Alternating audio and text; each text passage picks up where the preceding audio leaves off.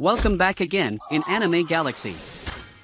Everybody thought he was just a lowly F-ranked adventurer, but he stumbled upon a damn golden servant card that summons a badass SS-ranked goddess, and with her help, he's about to become the strongest of them all. Kai, this young dude, decides he gonna be an adventurer, chasing that gold and glory, but damn luck ain't been on his side. He has been hustling his ass off every damn day for the past 2 years, but he is still stuck on the damn first floor of the dungeon. Just like any other day, Kai heads to the caves, moving slow as hell towards a slime on the ground. But instead of grabbing a sword or a knife like the regular folks, he whips out some insecticide and straight up sprays 2 bottles at that slime, watching it wither away and die. He is feeling pumped about how damn good he got at slaying the slimes. Ain't no surprise though, because this here is his 999th slime kill. Dude has been grinding in the dungeons like an NPC, swearing to hit that 1000 slimes mark. Kai keeps pushing deeper into that dungeon, when all of a sudden, he spots a golden slime chilling on a pillar. He getting all hyped about his luck finding such a rare spawn for his 1000th kill. But damn, this one ain't gonna be a piece of cake. As he tries to spray it with his bottle, that slime straight up jumps off the pillar, like it ain't no big deal. But Kai ain't letting that discourage him, so he grabs a new powerful spray gun filled with pesticide and blasts that slime, taking it down for good. He's celebrating his damn 1000th kill, feeling like a champ. He can't wait to check his stats,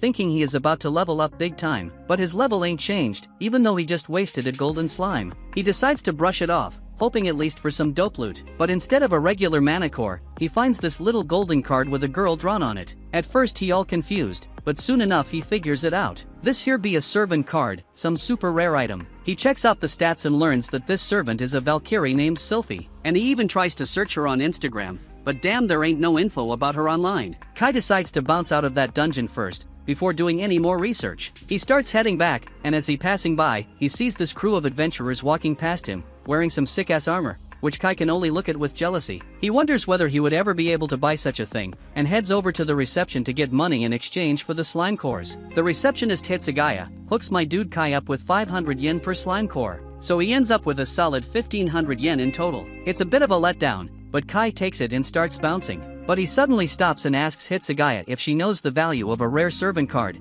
especially if it's from the divine class. Hitsugaya takes a minute to think and straight up claims that a card like that would be hella collectible, worth over 1 billion yen without breaking a sweat. Kai's mind is blown, but he keeps his trap shut, heads back to his locker, tosses his stuff in there, changes into his regular clothes, and dips out of the place. Turns out, that dungeon is part of some amusement park joint, where folks can get memberships and go in to hunt for valuable shit. We then see little kids walking around in costumes, talking about how they gonna be explorers when they grow up. But Kai was lost in his own thoughts, still tripping on that damn card. Then while he is waiting for the train, he bumps into his 2 homies Shinji and Hayato, and they all hop on that train together. Kai tells them he is still stuck at level 3, and asks why the hell they ain't exploring dungeons. Hayato comes back with a reply, saying that 2 years ago, when they just started exploring the dungeons, they hit the 2nd floor and ran into a goblin. They thought they could take that sucker down easy, but that goblin straight up hooped all their asses on his own. Ever since then, both Shinji and Hayato decided dungeons ain't their thing, and they happier checking out the other attractions with their passes. Later that night, Kai gets off the train and starts walking back home. He has dinner with his family, takes a bath, and crashes out. The next morning, he's still wondering if he should sell that card or not, as 1 billion yen can get him all the armor he wants,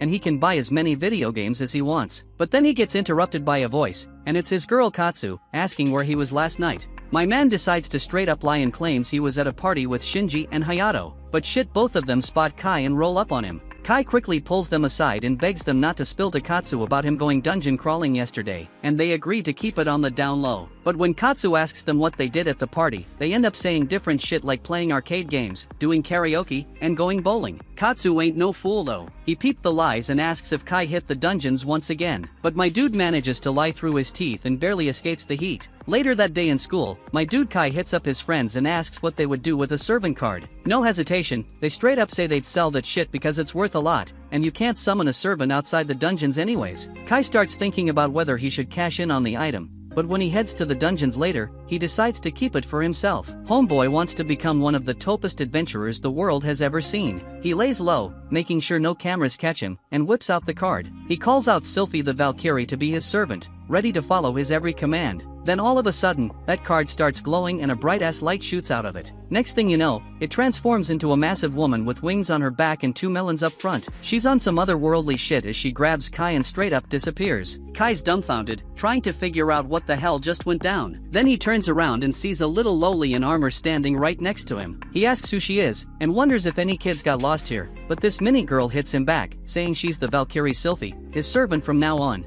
All of Kai's dreams of being a badass adventurer shatter in an instant. He drops to the floor, regretting the fact that he didn't sell that damn card. But he pulls himself together and gets back up. He tells Sylphie they gotta hunt some slimes. She immediately claims that she can sense one nearby, so Kai decides to test her intuition and tells her to lead him to the monster. Sylphie easily finds the slime, so Kai asks if she can kill it for him. She's down as hell and steps out into the open. Kai didn't expect much from this lil girl, but damn, Sylphie conjures this lightning attack so powerful that for a hot second, Kai thinks the whole damn cave's gonna collapse. Kai walks up to her, asking if she's good, but she starts blushing and admits she's hungry as hell, needing some food. Kai looks at her and remembers that servants eat mana cores, so he feeds her the mana core from the slime, and she gives him some thanks before saying there's more slimes nearby. He asks if she's got her strength back, and she nods ready to roll out. But hold up, Kai stops her and asks if she can only detect slimes. Sylphie straight up claims she can sense all kinds of monsters, not just slimes. But after every battle, she gets hungry and needs to chow down on a mana core. Kai does the math and realizes this slime hunting gig ain't gonna cut it. He won't be raking in any cash like this. So he comes up with a plan and tells Sylphie to track down the slimes for him, and she's all down for it. Then he goes ham with his spray bottles, taking those slimes out one by one. It's the smartest move because finding those slimes is a pain in the ass. But this way, he can cut straight to the chase and blast them with his cheap insecticide sprays. After taking out a bunch of them, he levels up to level 4 and unlocks a new passive skill called Slime Slayer. That shit gives him a 50% boost in stats when he's fighting against slimes. He seems kinda let down by his new skill, but Sylphie boosts his morale,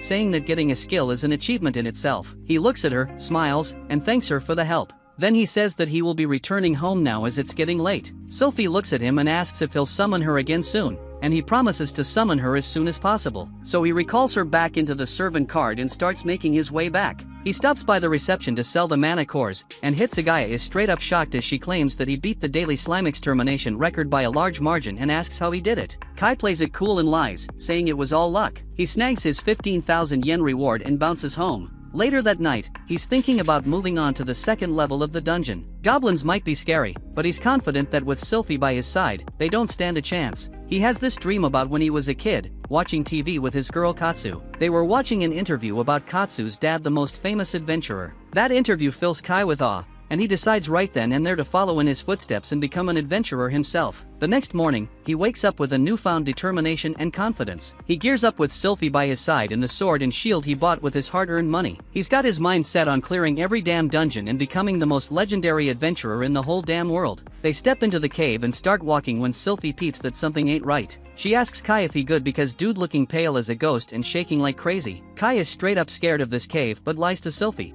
talking about how he is just hella excited. But the moment Sylphie mentions she can sense a goblin nearby, Kai flips the switch and starts hauling ass. Sylphie is confused as hell, asking what the hell he doing, but Kai lies straight to her face, saying he has some urgent business back home. Then it hits him, he remembers Katsu's pops doing an interview on TV. He realizes he can't just give up on his dreams like that, so he grabs his wooden sword and tells Sylphie to lead the way. They find the goblin snoozing behind a massive rock, but Kai is too scared to do shit. He asks Sylphie if she can handle killing it. She's down as hell and steps up to cast her spell. The goblin wakes up, ready to throw hands, but Kai jumps in between them with his sword in his hand and tells Sylphie he changed his mind, but he tells her to be ready to back him up. Kai charges at the goblin, swinging his sword, but he misses and the goblin backs off. This time, the goblin comes at him, trying to knock him to the ground, but Kai blocks the hit with his shield at the last second. They go back and forth, struggling it out, but Kai starts gaining ground. He shoves the goblin away, and it falls to the ground. Kai sees his chance and goes in for the kill with his sword, but damn, the goblin blocks the strike, grabs the sword, and disarms Kai. Then that goblin jumps at him, ready to end it all. Kai falls back without any defenses, but he remembers he got the sprays. He whips them out real quick and sprays that shit in the goblin's eyes. The goblin gets blinded by it, and that's when Kai takes the opportunity to land the final blow. He grabs his sword, rushing at the goblin, but damn, he trips over a damn rock and falls to the floor, accidentally stabbing that goblin right in the chest, taking it out instantly. Sylphie is all happy congratulating Kai, but my dude is still scared as hell. He grabs the mana crystal, feeling thankful to be alive. Suddenly, a golden glow surrounds him, and he realizes he leveled up once again. He checks his stats, and he got a new skill called the Goblin Slayer. He got mixed feelings about that shitty skill, but he decides a skill is a skill, and keeps it moving. They are going deeper into the damn cave when another goblin straight up attacks them, but Sylphie is holding it down with her defensive barrier, blocking all the attacks like a boss, while Kai is slicing that monster with perfect timing and taking it out. Kai then goes and kills his third goblin by blinding it with that spray bottle once again, then finishing it off. While Sylphie is dragging his ass to face another goblin, Kai kills that goblin too with a head strike, and in the process he ranks up to level 6. They keep on walking, and Kai asks Sylphie if she knows anything about these dungeons, but Sylphie replies that she has no idea, and all she knows is that her sole purpose is to help her master. They keep moving deeper, and they find the final goblin of the day. That sucker attacks Kai, but Sylphie unleashes her lightning magic and straight up destroys that beast. Kai feeds her the mana core, and they bounce outside. Kai hands over the mana crystals to Hitsugaya. Once again, he lying his ass off, saying it was all just a fluke. Then he heads back home, and damn, his body is so damn sore he can't even move from his bed. Next morning, he dragging his lazy ass to school with Katsu. Katsu peeping the situation, knowing Kai must have hit the dungeons, but Kai straight up denies it, claiming he was just doing some gym bodybuilding. Katsu let it slide and they keep on walking. They finally make it to their classroom, and Kai starts spilling to Shinji and Hayato about his new adventures in the level 2 dungeons. He tells them how he straight up killed 4 goblins. They are damn surprised, having a hard time believing Kai ain't talking smack, but he promises them he ain't lying and says he going even deeper today. After school, he heads back to the dungeons with Sylphie. They start exploring the distant parts of the cave, taking out goblins with some sick teamwork. Sylphie blocking the attacks while Kai lands the killing blow. And when Kai gets tired, Sylphie steps up and finishes off the monsters with her lightning magic.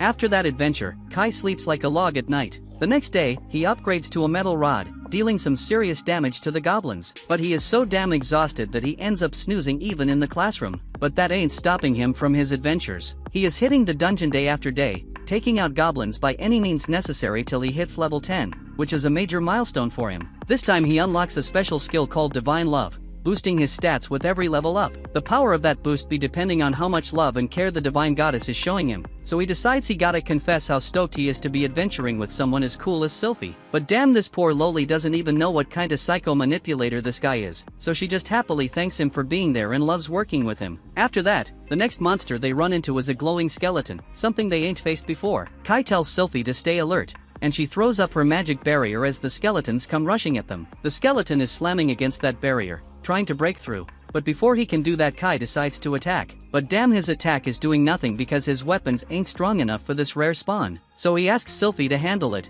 and she starts chanting her spell and blasts that skeleton with a lightning bolt, killing it instantly. This time the mana core that drops is bright red. Kai is wondering if it is rare, but he feeds it to Sylphie anyway, and she claims it is tastier than usual. Later that day, when he takes his loot to Hitsugaya, he asks about the mana core from that glowing skeleton. She tells him it is a pretty rare drop and could fetch around 2 million yen, so Kai is crushed. He coulda have been a millionaire, but Sylphie done ate his money. Hitsugaya tells him not to worry though, because if he encountered it once, there's a good chance he'll come across it again. That night, he is thinking about the money he lost, but he decides it doesn't matter because he's still leveled up like crazy. He starts wondering if he can move on to the 3rd floor now, but he knows on that floor, the enemies come in groups and can be way more dangerous, so he decides to keep that in mind and stay prepared. The next day, he tells Sylphie that he wants her to just watch for a while without doing anything else. She gets scared, thinking she did something wrong, and apologizes, but Kai explains that he wants to go to the 3rd floor, but he's scared he'll rely too much on her to save his ass, so he wants to get stronger first. Sylphie seems relieved and wishes him good luck,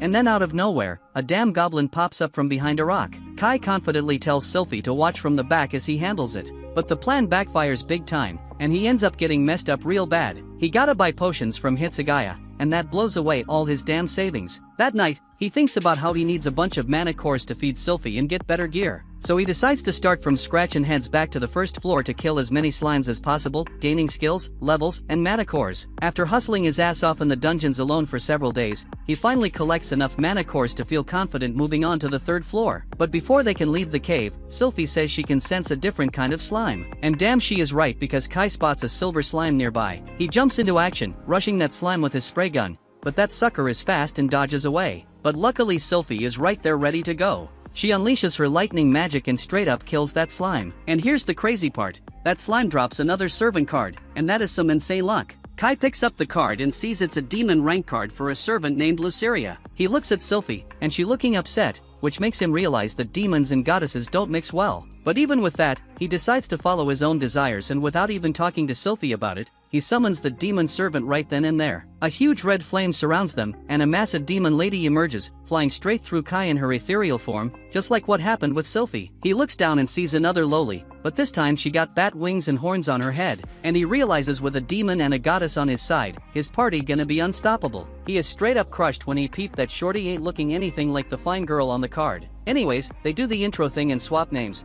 then Shorty thinks Kai ain't reliable or smart, and Sylphie is not happy to see her dissing their master like that. Luceria tells her not to worry about the foul mouth because all demons are talking like that, and Sylphie is cool with it if that's the deal. Then Luceria asks Kai about Sylphie and notices she looks like a Valkyrie. Sylphie tells her she is Kai's servant just like her, and she is down to work together. Luceria feels the same and asks Kai for some mana core because she is hungry, but he shuts her down saying she ain't done shit yet. Then Sylphie spots a slime nearby, and Luceria steps in all smug to handle it. She busts out a crazy strong move called Hellfire of Destruction and wipes that slime out, and Kai feeds her the core after she demands it. But one ain't enough for her, and she asks for more. Kai tells her he ain't got any, and she thinks he a cheap ass for it. Then he asks her to show off her other move called Corrosive Breath. Shorty ain't thrilled about working more because he ain't given her more magic cores, but he promises to give her some later. After that, she uses Corrosive Breath to take out a goblin, and that shit practically melts the poor thing, and Sylphie and Kai can't even watch because it's too nasty. Kai hands her the mana core, and Luceria likes the taste of this one better, so she suggests they should explore the lower floors for more tasty cores from stronger monsters. But Kai stops her, saying there's more monsters on the 3rd floor. Luceria doesn't see a problem with that, and Kai lets her know they gotta secure new weapons and supplies before they head down. He asks if she knows this dungeon, and since she is not, she agrees to listen to him. He says they'll hit up the 3rd floor tomorrow because she might be tired today. She ain't feeling tired, but she agrees to listen to him after Sylphie tells her she should listen to her master. The next day, the three of them head down to the 3rd floor, and we see that Kai has bought a crossbow as his new weapon. Sylphie thinks the weapon fits him real good, and Kai tells her that the crossbow was mad expensive, but Luceria says the price doesn't matter. Then they spot 2 hellhounds, and Kai takes aim, but he misses the shot. The hellhounds try to attack him, but Sylphie puts up a barrier and saves his ass. Then Luceria wipes them out with Hellfire of Destruction, and Kai feeds her a core, but she ain't satisfied and wants another one. But Kai shuts her down because he won't have any left if she keeps munching them all. She ain't too thrilled about that, but Kai says he'll give her an extra core if she takes down more monsters, and he promises her that. She warns him that she'll send him to hell if he breaks that promise, and that freaks him out a bit. Then they come across 2 wild boars. Luceria uses Hellfire of Destruction again, but only one of them gets roasted, and the other one still charges at them. She tries to hit it with another attack, but Kai stops her so he can shoot it, but one shot ain't enough to kill the beast, so that startles Kai and he falls. Sylphie tries to help with her divine lightning, but before she can, he finishes off the monster with another shot. Sylphie praises Kai for that, but Luceria thinks he acted like a wimp. Kai notices he leveled up to level 11, and Luceria asks him for more magic cores. Later, we see Kai leaving the place, thinking he ain't gonna make any profit if he keeps feeding all the cores to the servants. On his way out, he hears a group of adventurers talking, and he finds out that those 3 girls can make it to the 6th floor without any problems. The scene cuts to Kai daydreaming in class, thinking they can make it to the 6th floor too if they hustle. He's all happy thinking about exploring deeper into the dungeon when his classmates wake him up. They wonder how he can be so carefree because they ain't got enough points to get into their dream schools. They find out he chills because he still ain't decided which school he gonna choose.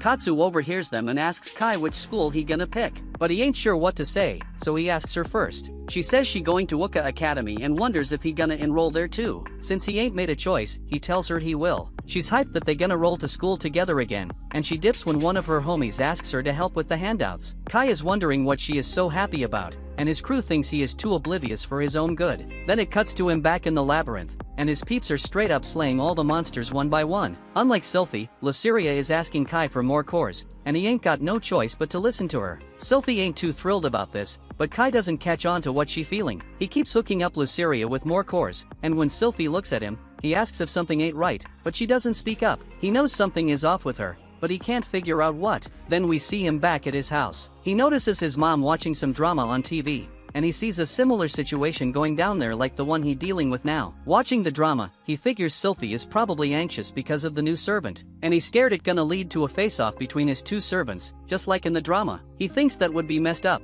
and he wondering how he can fix this. The next morning, he runs into Katsu on his way to school, and she peeps that he looking hella tired. After chatting with him, she finds out he didn't get no sleep last night. She asks if he has some trouble and offers to help if she can. He tries to spill the truth, but he decides not to, and he tells her that his two friends done made friends with two girls who got totally different personalities, and the quiet one ain't feeling the one with the attitude. They all trying to figure out how to make them get along, and that kept him thinking all night. Katsu asks if he talked to the quiet girl about it, and she suggests he should ask the person directly. Afterwards, we see Kai only summons Sylphie in the dungeon this time, so she asks about Lysiria. He tells her he wants the two of them to talk alone. This makes Sylphie blush, but she ain't too thrilled about him want to talk about Lysiria. He asks if she doesn't dig her, and Sylphie tells him that ain't true. At first, she did think Lysiria was kinda scary, but now she knows the demon didn't mean no harm. She just a nice and kind girl, and she loves her. Kai straight up asks her if she got any damn problems at all, and she informs him that she doesn't, but he keeps pushing her to come clean. He tells her she is important to him, and that straight up flusters Sylphie. So since he won't let it go, she finally spills and tells him there's one thing that's been on her mind. She explains that her master is way too nice to Lysiria, and she wants him to treat her the same damn way. Kai looks all confused because he doesn't think he has been treating them differently, but Sylphie lets him know Lysiria has been getting more cores recently. She mentions she used to be able to talk to him more before Lysiria showed up, and she wants him to talk to her like they used to. Kai finally catches on that she's straight up jealous, so he agrees to give her as many cores as Lysiria and talk to her more from now on, and Sylphie is hella happy to hear that. Later on, we peep Kai already starting to feed both girls the same damn number of cores. He's also giving props to Sylphie for her killer attack on the monster they just faced. Then Lysiria wants him to praise her too, and he does it, and that makes her act all smug. The three of them then run into a wild boar, and Sylphie just straight up takes it out, leveling up in the process. Kai peeped that all her stats had shot up by a lot, so she's all happy about it, and Lysiria congrats her too. Then they come across 3 hellhounds, and Sylphie wipes them all out with one damn attack. Kai is straight up surprised that she can take out 3 of them at once now. Then they go up against another wild boar, and Sylphie defends everyone with a barrier. Kai notices that her barriers are also more durable now. Then Lysiria tries to attack the boar, but Kai shuts her down and handles it on his own. He feeds Sylphie some more cores, and Lysiria ain't too happy she ain't get to do nothing. Sylphie then asks him something in a soft voice, but he can't hear her. He asks her to speak up, and she embarrassingly asks him to give her some more cores. Later on, he realizes that leveling up also made her appetite bigger than before, then he trades his cores for cash. Hitsugaya peeping that he has been bringing fewer cores lately, and he ain't too thrilled about it. The next day, we peep him straight up slaying slimes on the first level of the dungeon. Turns out he done killed 25 of them already. Sylphie giving him props for that, but Lysiria ain't happy because she ain't getting to throw down. Kai tells her he can't be saving up them mana cores if she fighting alongside him. She wonders why he summoned her if that's the case, but Sylphie tells her she is just happy to be supporting her master like this. Kai appreciates their support, and that makes Lysiria happy too. But she ain't being too honest with her feelings, so she quietly says she gonna keep supporting him. After that, he sells the slime cores, and Hitsugaya asks him if something is wrong with him, because he has been only bringing slime cores lately. Kai says he just felt like going back to the first floor for a bit. Hitsugaya can't wrap her head around that, because he should be ready for the 4th floor by now. Then we see Kaido hitting up the internet looking for some sick gear. He might be physically ready for the 4th floor, but his equipment ain't up to the task. He thinking about getting fresh armor, and he found a dope suit made of carbon monotubes, but that shit hella expensive and outta his budget, so he realizes he gotta make some more cash. The scene switches back to him in the dungeon. He comes across a blue metallic slime, and he thinks that this must be thanks to his god blessing skill, so he expects to get a servant card as a drop. Then Lysiria and Sylphie surround the slime, and the two of them straight up attack it together. That slime ain't standing a chance after that, but Kai noticed it drop a magic orb instead of a servant card. He explains that using this orb, he can master a spell and become a wizard, so he smacks it on the ground to use it. That gives him a new skill called Water Ball, and he is hella excited to try it out, and he spots a hellhound to test it on. He straight up tells Sylphie to throw up her barrier and defend all of them. Then he orders Lysiria to take out the monster if he misses. Sylphie puts up the barrier, and he hits the hellhound with the water ball, but that shit doesn't do any damage to the monster, so Lysiria steps in and wipes it out before it can attack them. Kai feels all disappointed seeing how useless his magic is. Sylphie trying to lift his spirits, saying it's still damn amazing that he can even use magic. Lysiria chimes in, saying at least he won't have to worry about drinking water anymore, but Kai thinks he should have just sold the magic orb instead. At night, we peep a downcast Kai chilling in the park, and Katsu rolls up on him. She asks what he doing there at this hour, and he almost spills about his new magic skill, but he switches it up and starts talking about some whack movie that just dropped and how it was a letdown when he and his homie went to peep it. They head home together, and Kai finds out Katsu was coming from her cram school just now. He thanked her for the advice she gave him the other day because it helped him solve his problem. She wonders if the situation was about him instead of his friends, but he tells her it wasn't, and she bounces to her house. Kai starts thinking if she was pissed at him just now, and we see that Katsu has noticed that he's hiding something. Kai wonders if she is jealous like Sylphie, and even though he is right, he thinks this can't be possible. The next day, Kai heads back to the dungeon to work on his water ball spell. He starts off slow, shooting a water ball at the wall, but it ain't doing much except getting the wall wet. Kai is already tired as hell from just one spell, but he keeps training. On his second try, he blasts that water ball as fast as he can, and both he and Sylphie are stoked about it, but Luceria ain't impressed, because after just 2 water balls, Kai is completely drained and collapses on the ground. He heads back home and knocks out as soon as he hits the bed. In his dreams, Kai remembers watching Katsu's dad on TV when he was a kid, and how that made him dream of being an adventurer like him. All motivated by that dream, he hits the dungeon the next day and starts hustling on his water ball strikes again. He's gotten hella faster today and shoots a bunch of water balls at the dungeon walls. But eventually, he runs out of mana. He takes a quick break to catch his breath, but as soon as he's feeling better, he jumps right back into training. This time, he starts playing around with the shape of the water ball and turns it into a cube. He's thrilled with the success and keeps experimenting, giving different shapes to the water ball. But then he gets worn out real quick and falls on his back. As he's mindlessly walking out of the dungeon, he trips and falls right into the arms of another adventurer. He quickly gets up and apologizes, but this mature hot adventurer asks if he's alright. Kai says that he is good and leaves, but this mommy's concerned because he ain't looking too well. Her crew though, they're impressed by his hustle and heads into the dungeon. Later, Kai is knocking out in class, and when the teacher wakes him up, he straight up shouts that he's gonna give it his all in training today, and the whole class starts cracking up. During break, his friends come up to him and ask what he was talking about with the training stuff. Kai tells them he's practicing a crucial skill for his dungeon success, but just then Katsu shows up. She asks if he's training for the dungeon, but Kai switches it up and says he's talking about dance practice. Katsu's relieved and tells him not to overdo it. Then she says she wants to see his dance performance someday and leaving Kai and the boys alone. The next day, Kai heads back to the dungeon for some real combat action with his water ball. He shoots a goblin with it, but instead of popping like usual, the water ball stays solid and clogs up all the goblin's airways, suffocating the poor sucker to death. Sylphie and Luceria give him props for it, but then Kai realizes that he ain't getting any more experience points from the monsters on the 3rd floor. That means it's time for them to level up and head down to the 4th floor. Kai figures he needs some dope gear if he's gonna tackle the 4th floor, so he decides to finally cop something that's been on his wish list for a while. The next day, he rolls up wearing a tight-ass bodysuit. Sylphie thinks he's rocking it, but Luceria straight up shatters his ego by calling him lame. Kai tells her the suit is high-end and pricey because it's made of carbon nanotubes that protect him from mad damage while still being thin and light. He explains how the suit's got top-notch defense against arrows and other piercing attacks, and he's got a magic amplifying bracelet that'll make even his weak spells hit a bit harder. But he hasn't tested it out yet because there ain't no option for that. Kai starts showing off other stuff he bought, like a potion, but Luceria drags Sylphie away because she's bored with Kai's display. They eventually make their way to the 4th floor, where Sylphie senses a big-ass creepy monster coming their way. Before Kai can check the monster encyclopedia to see what they're up against, a freaking giant cockroach shows up, and both girls freak out and cling to each other. They start blasting magic spells like crazy at the roach monster while hauling ass through the dungeon, and Kai's just trying to keep up because he doesn't want to be left alone. After they exhaust themselves, Sylphie and Luceria take a breather and almost attack Kai when he comes running up to them. Sylphie runs over and hugs him, saying she was scared shitless, but Luceria's still playing her cold act and claiming she ain't scared of no measly bugs. Sylphie then apologizes to Kai for leaving him behind and begs him to scold her. He tells her he ain't mad because they cleared the 4th floor in record time with their wild rampage, and he's collected a lot of mana cores from all the defeated monsters. Luceria refuses to eat the nasty bug crystals, but she's too hungry to turn them down. Turns out, the crystals taste just as awful as the girls expected. Then Kai says that since they got some crystals, they should scout on the 5th floor for some time. Sylphie's got that 6th sense and senses a sand monster and a mud monster nearby. Kai takes aim with his crossbow, but his first arrow misses, and the second one goes right through the sand monster, who immediately retaliates and attacks him. Kai shouts out Sylphie's name, and she's quick on her feet,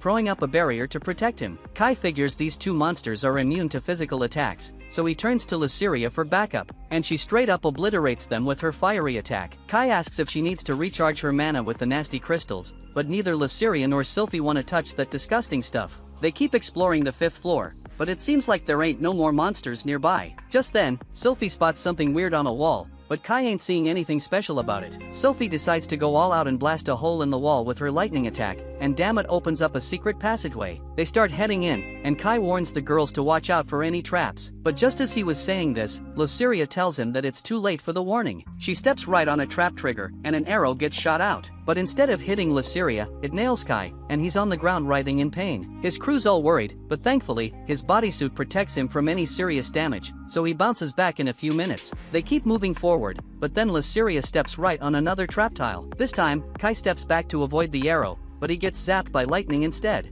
Surprisingly though, he's totally fine and feels a bit energized. Luceria tells him to stop making her worry, but when he asks if she was actually worried about him, she's all tsundere and defaults to her usual mode. Eventually, they come across a massive gate with a badass painting on it, and Sylphie senses a crazy strong presence on the other side. Kai's ready to call it a day and head home, but the two girls ain't letting him off the hook that easily. He tries opening the gate, but that thing ain't budging, so Sylphie just unleashes her lightning attack on it, and Kai is sincerely hoping he won't get charged with destruction of dungeon property. They step inside and come face to face with two badass monsters. One's a red ogre, and the other's a massive slime. Kai ain't backing down now that they've come this far, so he tells his girls to focus on taking down the red ogre first. They unleash their lightning and fire attacks, but that ogre barely even flinches because it's immune to skill damage. But then the ogre charges at them, but Sylphie's barrier skill blocks its attack. Kai tells Luceria to handle the slime while he takes shots at the red ogre with his crossbow. Each arrow he fires chips away at the ogre's health, but then he runs out of arrows. The pissed off ogre starts pounding the barrier, and meanwhile, Luceria is struggling to deal with the giant slime on her own. As a last resort, Kai decides to rely on his water ball. He conjures up a water ball, but it freezes because of the bracelet's effect. He shoots the ice ball at the red ogre, slowly wearing down its health. But then he realizes his mana's running low. So Kai gets crafty and shapes his ice balls into sharp icicles that pack a bigger punch against the red ogre. With the final 3 shots in his arsenal, Kai brings down the red ogre, and now it's just the slime left. The slime's about to smack Luceria, but Kai jumps in and defends her with his shield. He holds the slime back and tells Sylphie to get ready for her divine spear attack. But damn, his shield and gear start melting. Then Sylphie charges at the slime with her divine spear and pierces right through it, but even then though, it doesn't do much damage to the monster. Kai's ready to throw in the towel, but then he remembers his hero and charges forward, dodging the slime's attacks. And then he pulls out his trusty bug spray because giant or not, that monster's still a slime. The slime's health keeps dropping, and Sylphie protects Kai with her magic barrier. Kai runs out of the first 2 bottles, so he digs into his bag and whips out 2 extra strong bug sprays. He unleashes them all on the slime, and finally, the slime's health hits 0 and it bites the dust. The girls all excitedly hug Kai, but they end up hurting his injured shoulder. No worries though, because he fixes it up by chugging a health potion. Right after that, Luceria levels up, and then Kai checks out his stats to find that he's also leveled up a whole lot too. He wastes no time and starts gathering mana cores. He stumbles upon the red core of the ogre, which he knows will fetch a pretty penny. When he goes looking for the slime's core, instead he comes across a rare grade magic sword. But the thing looks more like a steak knife than a magic sword. Later on, Kai takes the red ogre's mana core to Hitsugaya, who's all curious about where he found it. He tells her about the hidden dungeon on the 5th floor and how he kicked the boss's ass. Hitsugaya says they gotta check the dungeon out fast, and lets Kai in on the fact that the red mana core is worth a whole lot of cash. Kai's stoked to hear that news, and with another good news, Hitsugaya invites him to join an event next week where they'll be taking on the 7th floor as a group. The following week, Kai heads to the event and bumps into the 3 girls from the other day. Their leader Eri introduces herself, and the pink cat girl goes by Miko, while the last one is Hikari. Kai introduces himself, and he finds out that they all will be on the same team. Meanwhile, Katsu has this dream about the past, where she sees her dad heading off to the dungeon. She asks him to come back as soon as he can, and he promises her that he will come home early so they can have dinner together. He then heads out, and that's when Katsu wakes up. She decides to go to her friend's place to study. As she steps out of the house, she starts wondering if Kai is busy with dance practice or muscle training today. We then cut to the scene where all the event participants are lining up to get teleported. Kai's crew is holding hands, standing in the teleport circle, and then boom, they're on the 6th floor. Kai's super relieved they arrived safely. He tells the others that it's only his 2nd time using the gate, so he was pretty nervous. He explains the first time he used it was when he traveled from the 6th floor to the ground yesterday. He finds out that it's the same for them, and they are nervous as well. They soon come across a staff member who guides them to the stairs leading to the 7th floor. The staff member informs them that today's event is scheduled to last for 3 hours. As they near the stairs, they notice a convenience store. Eri asks Kai if he wants to buy anything, so Kai thinks it's super convenient to have a store in the dungeon and decides to grab some refills for his pesticide spray. His teammates notice he's carrying a lot of luggage, but Kai thinks it's strange that they're traveling so light, and they explain it's because they have magic bags. Kai is shocked because magic bags cost as much as a mansion. They tell him their parents bought the bags for them, and Kai realizes that they all come from wealthy families. Eri then asks Kai if he's got the proper equipment with him. Embarrassed, he admits that he started with small things and is slowly working his way up, buying everything with the money he made from selling magic cores. Miko points out that he's only wearing a tight suit, and Hikari scolds her, saying it's not nice to be so blunt. They all then gear up and head to the 7th floor. As they explore the floor, they talk and Kai finds out that mostly golem-type monsters appear on this level. Hearing this, he realizes that his teammates must have done some recon on this floor, so they explain that scouting the area is essential for winning any game. Kai agrees but also knows that this is much more serious than just a game. Suddenly, they notice some shadows approaching them and quickly put up their guard. However, they soon realize that it's only the staff members who are cleaning the dungeon. The staff members tell them to do their best in the event and then move on. Kai tells everyone that he is at level 16 and wonders what levels they are at. Eri responds, "I'm at level 18, and Hikari and Miko both say they are at level 15. Miko also mentions that Hikari has an MP of 75, which surprises Kai since he only has half of that, so he thinks she is amazing. They then come across a stone golem. Eri orders Hikari to get ready to use her magic and tells Miko to protect Hikari while she fights the golem. Kai asks what he should do,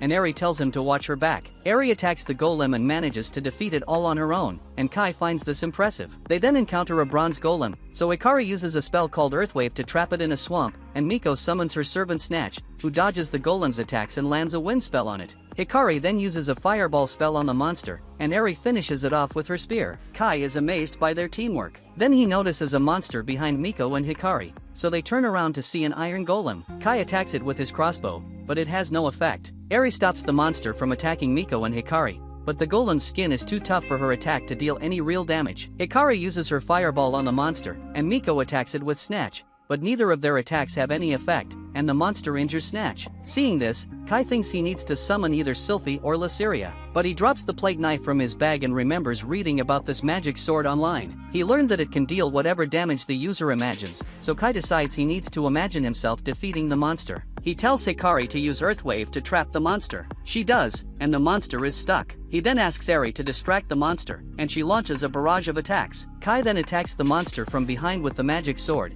imagining it blowing up, and the monster actually explodes. And the others notice that Kai has the magic sword Balzard with him. Later, they are sitting in a cafe discussing their dungeon exploration. They talk about Kai's sword, and Kai explains that he got it as a drop item the other day and is glad it works since it was his first time using it. Kai asks Miko how Snatch is doing and is relieved to hear that he's alright. Kai mentions that it was his first time seeing a carbuncle and that he's never even seen one in a video before. Miko explains that servants can't be captured on camera, and Eri asks Kai if he has ever seen any of them on video. Kai realizes he hasn't, which explains why the guild officials never asked him about Sylphie and Lysiria. He wonders if they are the only ones who know about Snatch. Miko clarifies that she picked Snatch up from an auction and registered him with the guild, so everyone knows about him. Miko suggests they should all put matching keychains on their magic pouches to commemorate participating in the event, and everyone agrees. Afterward, Eri asks Kai to join their party as a permanent member, explaining that there are transfer gates on every 5 floors, and their current goal is to reach the transfer gate on the 11th floor. Kai likes the idea but insists that he's just an ordinary explorer and not as special as they are. They reassure him, saying they feel safer with him around. They ask if he has anyone else in mind for a party, reminding Kai of Sylphie and Lysiria.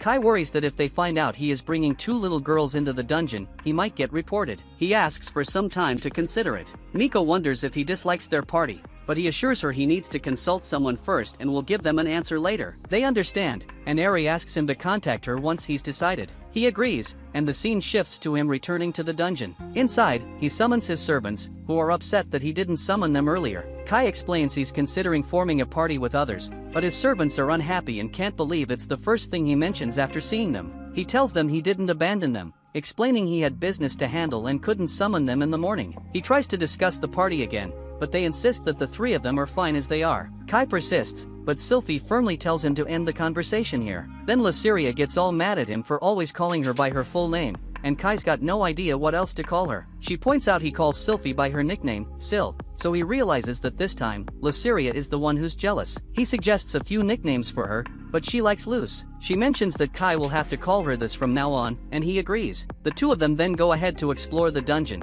and Kai states that they still haven't cleared up the party thing, but they ignore him. The next day, while going to school, Katsu asks Kai if he practiced dancing over the weekend or if he did muscle training, and Kai states that he's doing both. She is glad to hear this and asks him if he'd like to go out shopping with her next Saturday, and he shyly agrees. Katsu then notices one of her friends ahead and walks the rest of the way with her. Kai also encounters his friends on the way, and they have heard about the shopping trip, so they wonder if they're going on a date. Kai doesn't think that Katsu would be interested in going on a date with him, and his friends are disappointed at seeing how clueless he is. They then ask him about the event and wonder if he partnered with an old dude, but he informs them that he joined a party of 3 girls, one 2 years older than him, another the same age as him, and the last one a year younger. Hearing this, his friends wonder if the dungeon is a more fun place than they expected, and they think about heading back in there as well. The scene then cuts to Saturday, and Kai picks up Katsu from her home, and they head to the subway station. There, he notices a broadcast of the Dungeon TV show. Watching it, we find that magic cores are valuable resources and can be traded for money. They still haven't figured out how to use them,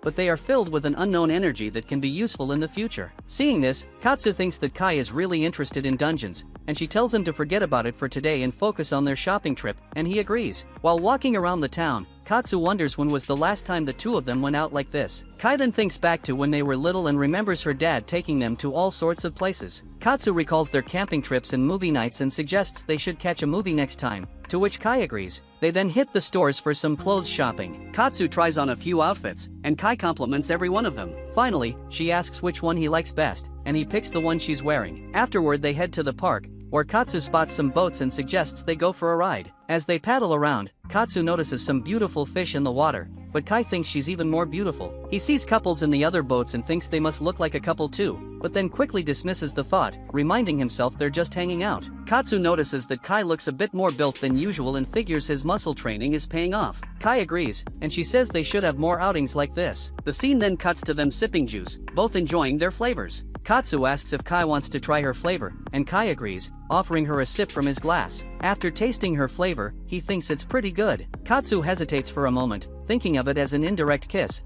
but then goes for it and likes it too. They head to the subway station and spot an advertisement about the dungeon. Katsu then sees a dad holding his daughter and tells Kai she wants to visit another place. She leads him to the dungeon theme park, and he wonders if she wants to go inside since the parade and fireworks are about to start. But she just asks if the dungeon building is inside the park, explaining that's where her dad is. We learn she had been dreaming about the last time she saw her dad, who promised to have dinner with her but never came home, and she questions why he even goes into the dungeon. Then she tells Kai that she had a great time today, and suggests that they head home now. Kai knows she's worried about her dad, but he is determined to prove that he can be a hero just like her dad. The next time Kai rolls into the dungeon, he starts mixing up his different abilities. He coats his magic sword Balzard with water ball, and even though Luceria is skeptical, it turns out to be a win. And by using it, Kai takes down a stone golem in one hit. He's pumped and Sylphie claps for him, telling Luceria their master's getting stronger real quick. Luceria fires back, saying it's gotta be because of a woman, which throws Kai off. He asks why she thinks that,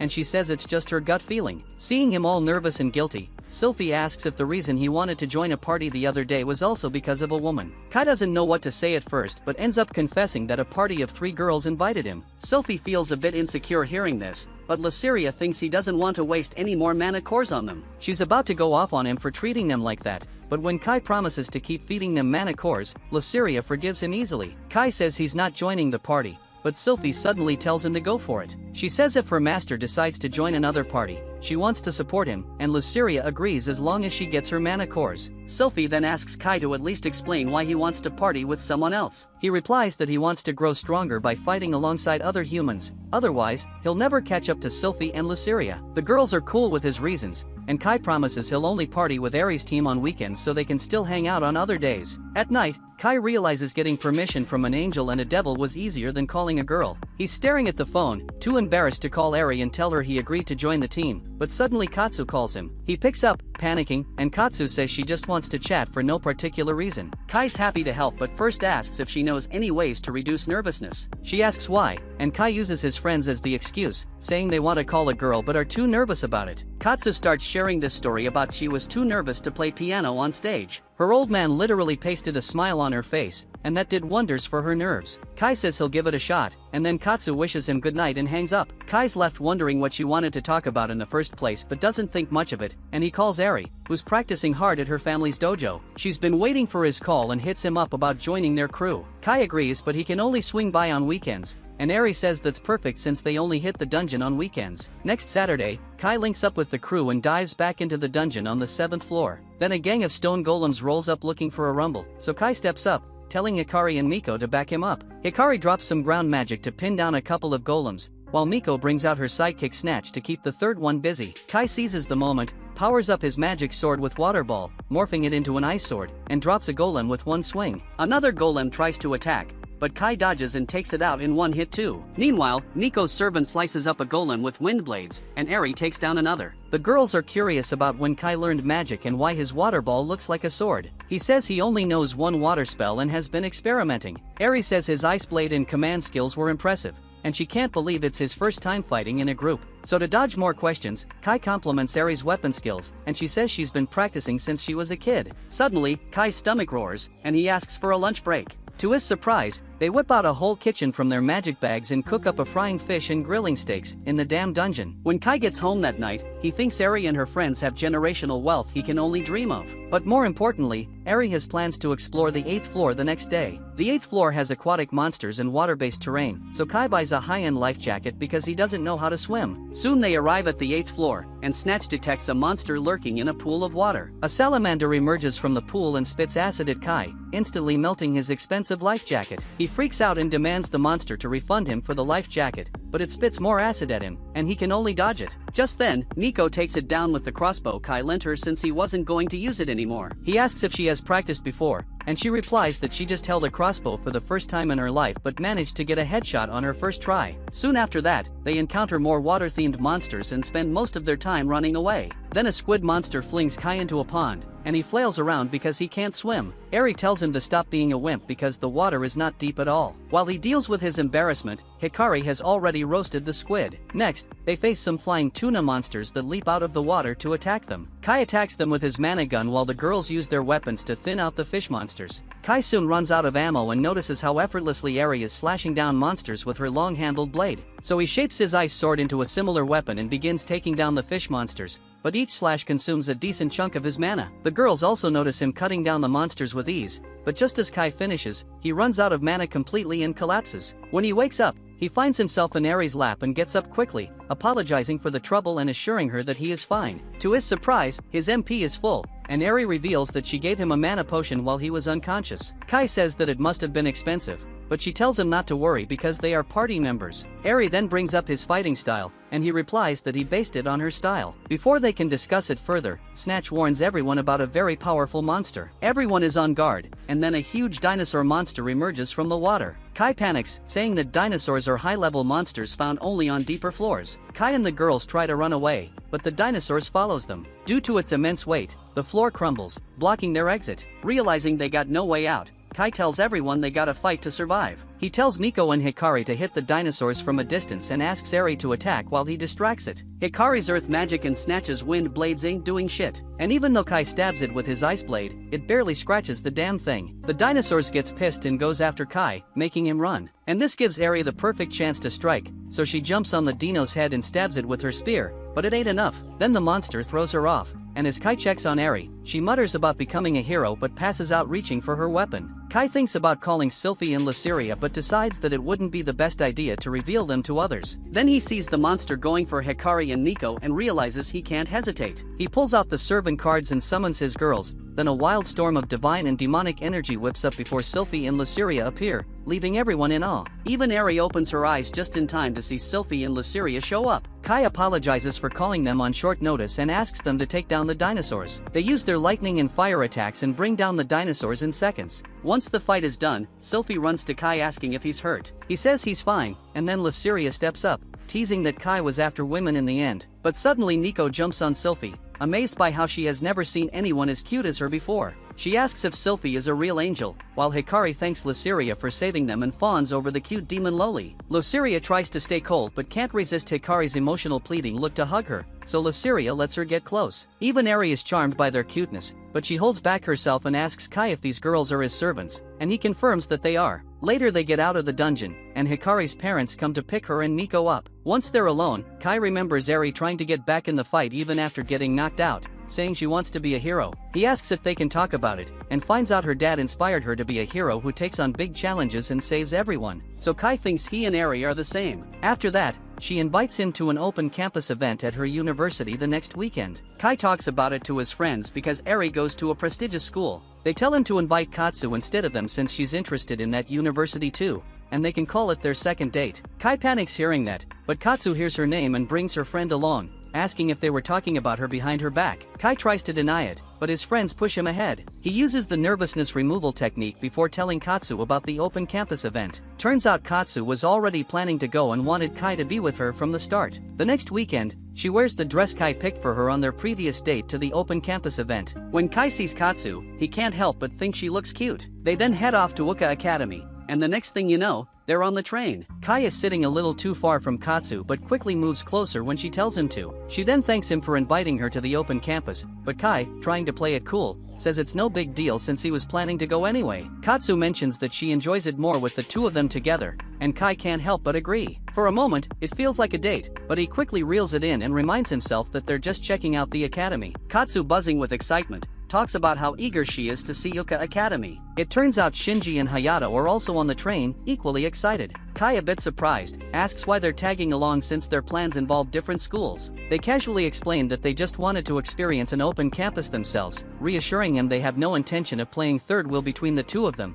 but Kai brushes off their remarks, focusing on Katsu instead. As they continue the ride, Kai spots a poster about the dungeon on the train, and Katsu then notices his interest and asks if he's bummed about missing out on the dungeon. With a smooth move, he tells her that going to the open campus with her is way better than any dungeon. So Katsu smiles and suggests they forget about the dungeon for today, and soon after, they arrive at Uka Academy. The grand campus immediately impresses them, and one glance is enough to tell this is where the elite gather. Katsu suggests heading to the reception, and on the way, they pass by some beautiful cherry blossom trees. Katsu imagines the two of them walking together under these cherry blossoms next spring, and Kai can't help but picture the same. Lost in his daydreams, Kai starts to drift off, but Katsu quickly snaps him back to reality. Realizing he's getting ahead of himself, Kai resolves to focus on studying hard and passing the exams to make his dream come true. He reminds himself that even if they both get into the academy, they'd just be classmates, and with that, he pushes his fantasies aside. After arriving at the reception, Kai spots Eri, who seems eager to get to know him better. She casually wonders if he's brought his friends along,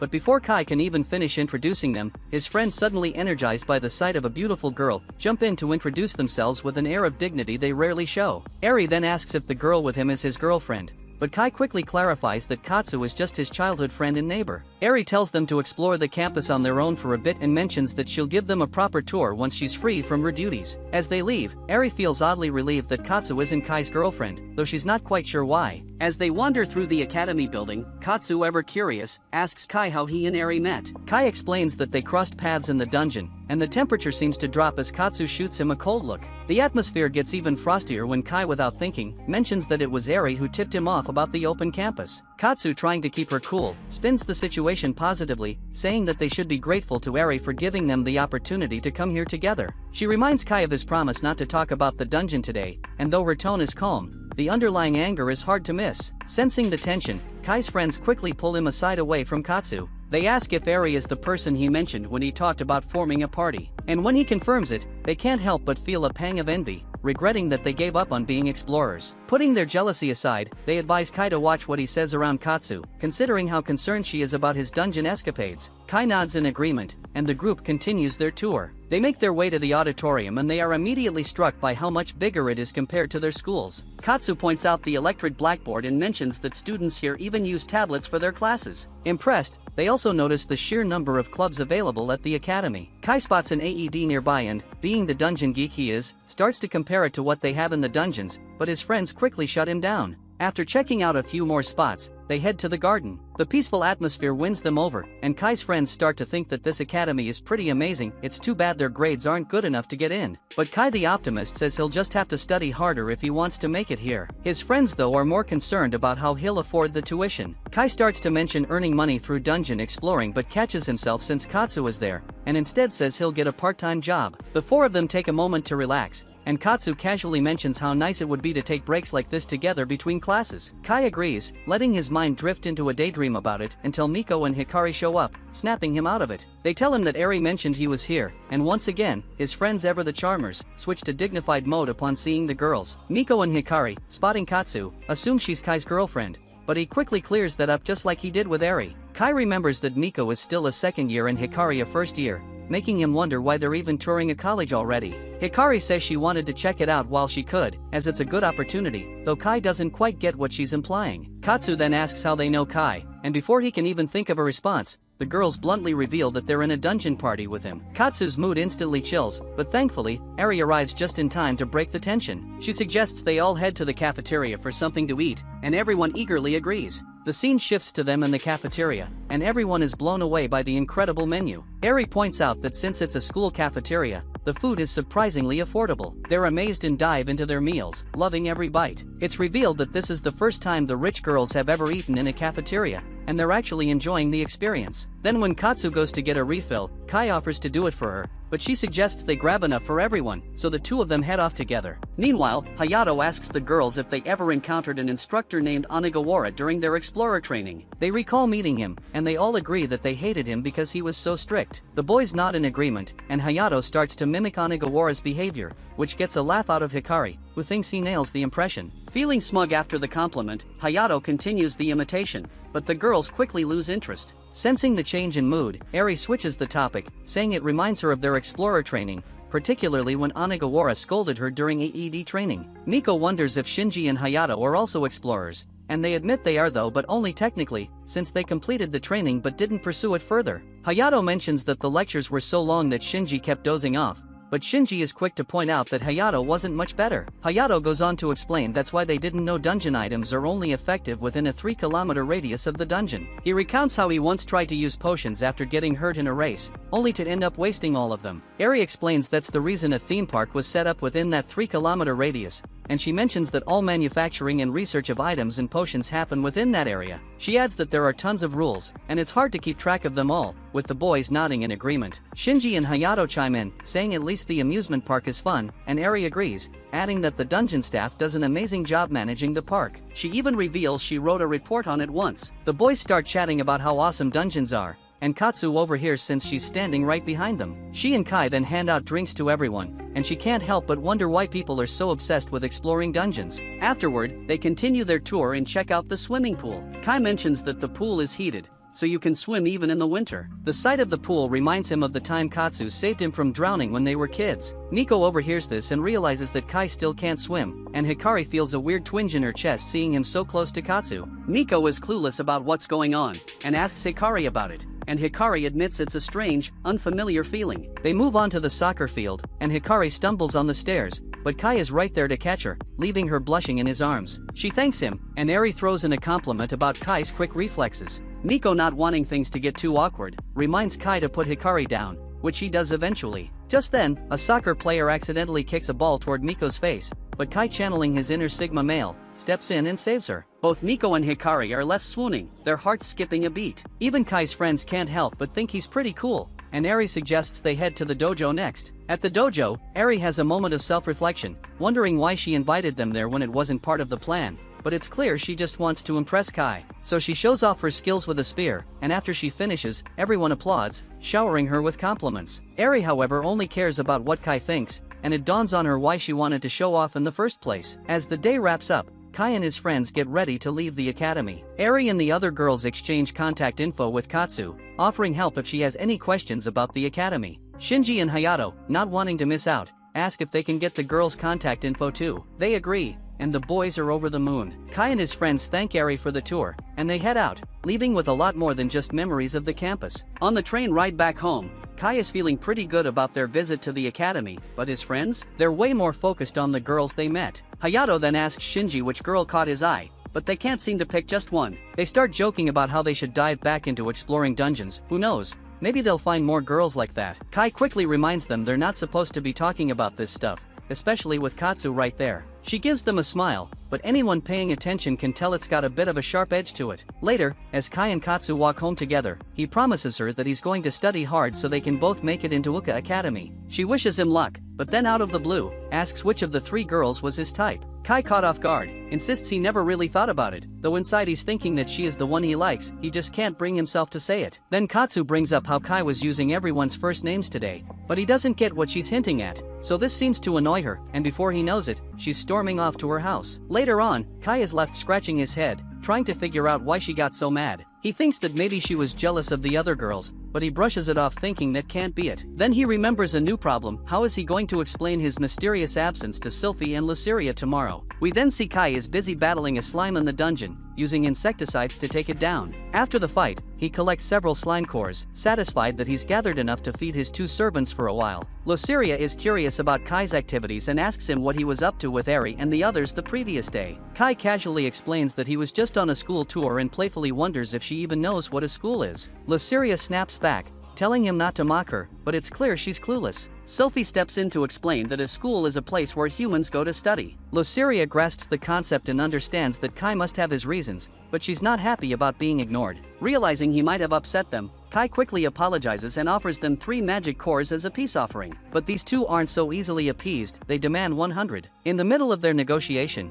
Kai spots a rare slime creeping up behind them. He tries to warn them, but they think he's just messing with them and don't even bother to look. Kai insists, but Luceria, irritated, casually destroys the slime without even turning around. With that handled, they turn back to Kai, pressing him on how he plans to make up for abandoning them. Knowing when he's beaten, Kai ups his offer to 10 cores, which finally satisfies them, but they make it clear though, that he better not ignore them again. As he's gathering the slime's remains, Kai notices it drops something special, gloves of force, and he discovers these gloves can exert an invisible force at the cost of the wearer's MP. So he heads to the 8th floor of the dungeon eager to test them. But at first he doesn't notice anything and assumes it's because the force is well invisible. But when he uses the gloves on water and sees the ripples, he realizes they work, though the force isn't as powerful as he hoped. Luceria then dismisses the gloves of force as a worthless item, but Kai, ever the experimenter, tries combining the gloves' power with Balzard, and to his surprise the magic sword manages to split the water, and he realizes he can manipulate small objects with precision. Just as he's getting the hang of it, Eri and the others join him, all geared up for another day of dungeon crawling. Kai takes a moment to thank Eri for the school tour,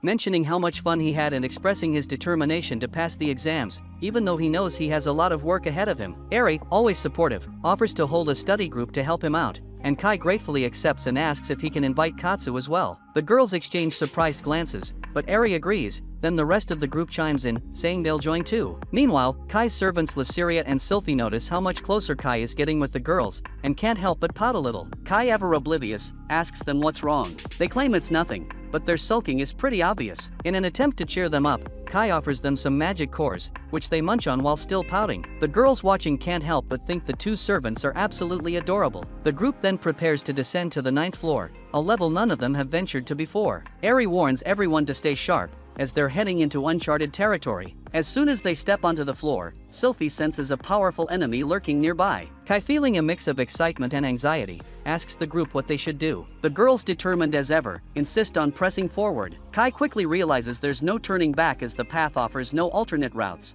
Luceria, trying to sound confident, declares that she'll handle things if they get too dicey. Then Eri reassures everyone that there's no shame in retreating if the situation gets out of hand, but for now, they're all in it together. As they proceed cautiously, Sylphie suddenly alerts the group to the presence of a powerful monster, an Orthros. Luceria is taken aback, not expecting to see such a formidable beast on the 9th floor. Kai agrees, realizing that a creature of this caliber shouldn't be lurking at this level, and suggests they turn back. But just as they decide to retreat, the Orthros lock onto their presence and launch an attack. Sylphie quickly erects her Iron Maiden wall to shield everyone, while Hikari traps the beast with her Earthwave spell. Luceria follows up with her Hellfire of Destruction, but to her shock, it barely phases the monster. The Orthros retaliates with a fierce fire breath, and though the barrier absorbs the brunt of the attack, the group can still feel the intense heat. Luceria then strikes back with the Breath of Erosion, but the Orthros remains unscathed. Miko orders Snatch to join the fray, but even his attacks barely scratch the beast. Kai, then realizing they need a new strategy, tells Luceria to keep hammering the Orthros with her attacks while he distracts it. So Luceria unleashes another Hellfire of Destruction aimed at the monster's belly as Kai keeps it occupied. But even this powerful assault fails to bring the Orthros down. Desperate, Kai instructs Sylphie to combine her Divine Spear with Luceria's Hellfire of Destruction in a synchronized attack. The two unleash their combined might on the Orthros, but the relentless creature still refuses to die. It turns its fury on Kai, who narrowly dodges, while Eri and Miko open fire to support him. The monster tries to attack them with its fire breath, but Kai uses Balzard enhanced by the Gloves of Force to land a critical blow on the Orthros. He follows up by blocking its mouth with a water ball, preventing it from unleashing its deadly fire breath. With the Orthros momentarily incapacitated, the group seizes the opportunity to launch a coordinated assault. After a relentless barrage of attacks, the mighty Orthros finally falls. Exhausted but victorious, the group celebrates their hard-won victory over the powerful beast. Kai, then eager to keep the momentum going, suggests they press forward, but the girls, drained from the intense battle, insist they rest and recover before continuing. As the group takes a much-needed break, Kai hands out some magic cores to his servants as a reward for their hard work, praising them for their efforts. Despite the brief respite, Luceria remains puzzled about why an Orthros was lurking on this floor, while Sylphie senses an even more powerful presence nearby. Their suspicions are confirmed when a demon appears, unfazed by the defeat of his dog. Kai and the others quickly realize that this demon was the one controlling the Orthros, and Luceria notes the demon's formidable strength. The demon, with a chilling calm, declares that none of them will leave the dungeon alive, so without any damn warning, he unleashes a dark spell called Darkmare. Sylphie responds instantly, erecting a barrier to shield the group. The demon, swift as a shadow, dashes forward with a sword slash, but Sylphie's barrier holds firm. Kai, struggling to keep up with the demon's lightning-fast movements, senses the gravity of their situation, so he quickly gives Sylphie more magic cores, urging her to maintain the barrier at all costs. But despite their combined efforts to attack from within the safety of the barrier, their strikes barely make a dent in the demon's defenses. So Luceria suggests that they might need Sylphie to go on the offensive, but Kai hesitates, worried about the safety of his teammates. Reassuring him, Eri confidently declares that she can handle the demon's sword, no matter how fast it is. Trusting in his friends, Kai gives the go-ahead,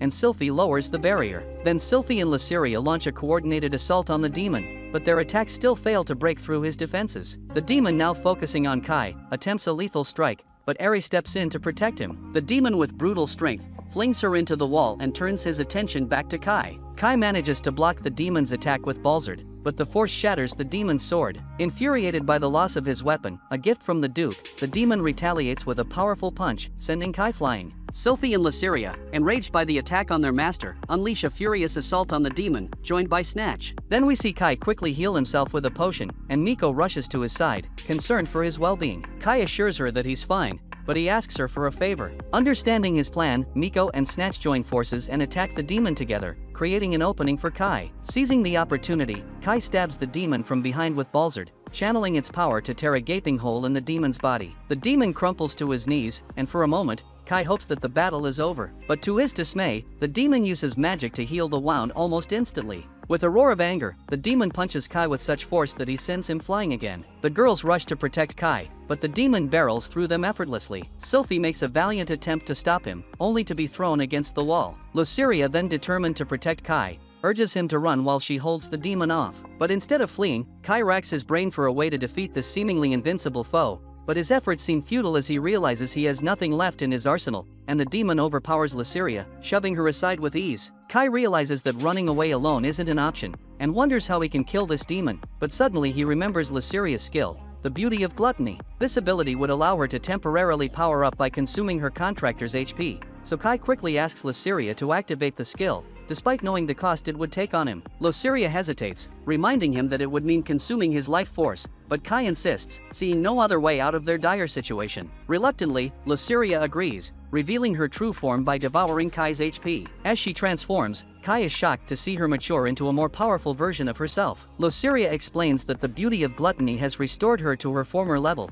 though this is still not her complete form, but she assures Kai that this power is more than enough to defeat the demon. The demon initially unrecognizes her, and she tells him that she is going to kill him. The stupid demon doesn't realize how powerful she is now, and he carelessly attacks her, but his blows bounce off her harmlessly. He starts freaking out and attacks her again, but it ends with the same futile result, so he demands to know who the hell she is. Luceria introduces herself as a Viscount-class devil, sending shivers down the demon's spine. Realizing the grave mistake he made in underestimating her, the demon tries to shift his attitude, but Luceria is far beyond forgiving. Enraged by the harm done to her friends, she prepares to unleash the storm of divine destruction. The demon, in utter disbelief, realizes that such a powerful attack shouldn't even be possible for a Viscount-class demon. He wonders about her true origins, but it's too late. With a devastating force, Luceria annihilates him with her attack. After the battle, Kai, exhausted and drained, asks Luceria to cancel her beauty of gluttony ability, as he's already at his limit. But Luceria, reveling in her newly regained grown-up form, stubbornly refuses. Kai, desperate, pleads with her, but she playfully insists on knowing what he thinks of her adult appearance first. Frustrated, he points out that this isn't the time for such things, but she stands firm, refusing to cancel the ability until he gives her an answer. Reluctantly, Kai compliments her adult form, admitting she looks stunning. Satisfied with his response, Luceria then cheekily asks if he'll treat her as kindly as he does Sylphie. Seeing no other way out, Kai agrees, and only then does she cancel her ability, reverting to her childlike form. Kai narrowly avoids a fatal fate, and the group quickly takes the time to heal up by downing potions, restoring their strength. As they recuperate, Kai notices that he has leveled up to level 18, with an HP boost of 8 points. He also discovers a new skill called Slight Pain Resistance, which seems fitting given the ordeal they've just survived. The girls have also leveled up, which Kai figures was inevitable after the intense battle, and the girls seem happy that they managed to survive against all odds. Before heading back home, Kai checks the loot from the battle. He finds Orthrose's magic core, the biggest core he's seen so far. Meanwhile, Miko and Hikari are searching the dungeon for something, but it seems this core isn't what they were looking for. Kai then spots something else dropped by the demon, a servant card. He's unsure what to do with it, and Eri and the others leave the decision up to him since he and Luceria were the ones who defeated the demon. Luceria and Sylphie suggest simply selling the card, but Kai hesitates,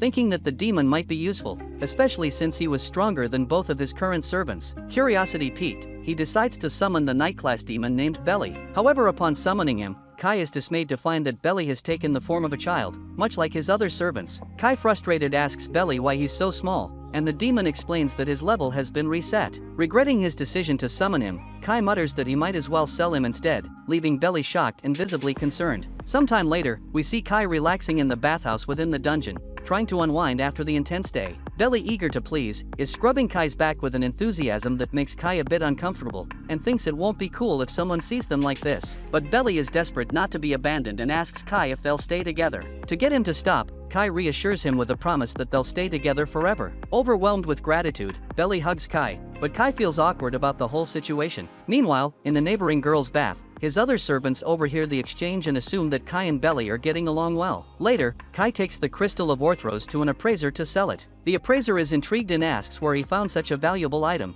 so Kai nonchalantly explains that they acquired it after defeating an Orthros on the 9th floor of the dungeon. The appraiser is shocked and immediately plans to send a team to investigate the area. She then informs Kai that the crystal is worth a staggering 24 million yen, and Kai is shocked at the amount. She then offers to transfer the money directly to his account, but Kai insists on splitting the money equally among the four of them, as they all played a part in the battle. The others insist that he keep it all, but Kai is not comfortable with that and insists on sharing, so they eventually agree to take their share. The appraiser then mentions that she can provide him with the necessary paperwork for income tax, leaving Kai utterly confused, as he's never dealt with taxes before. The next scene finds Kai at a cafe with the girls, feeling a bit sheepish for dragging them through a lecture on income tax after such a tiring day. The girls assure him that it's no big deal, and Kai, clearly out of his depth, asks them what he's supposed to do now. They give him some practical advice, suggesting he save all his expenditure receipts to reduce his tax liability as much as possible. Kai, realizing he usually tosses receipts, decides to start keeping them from now on.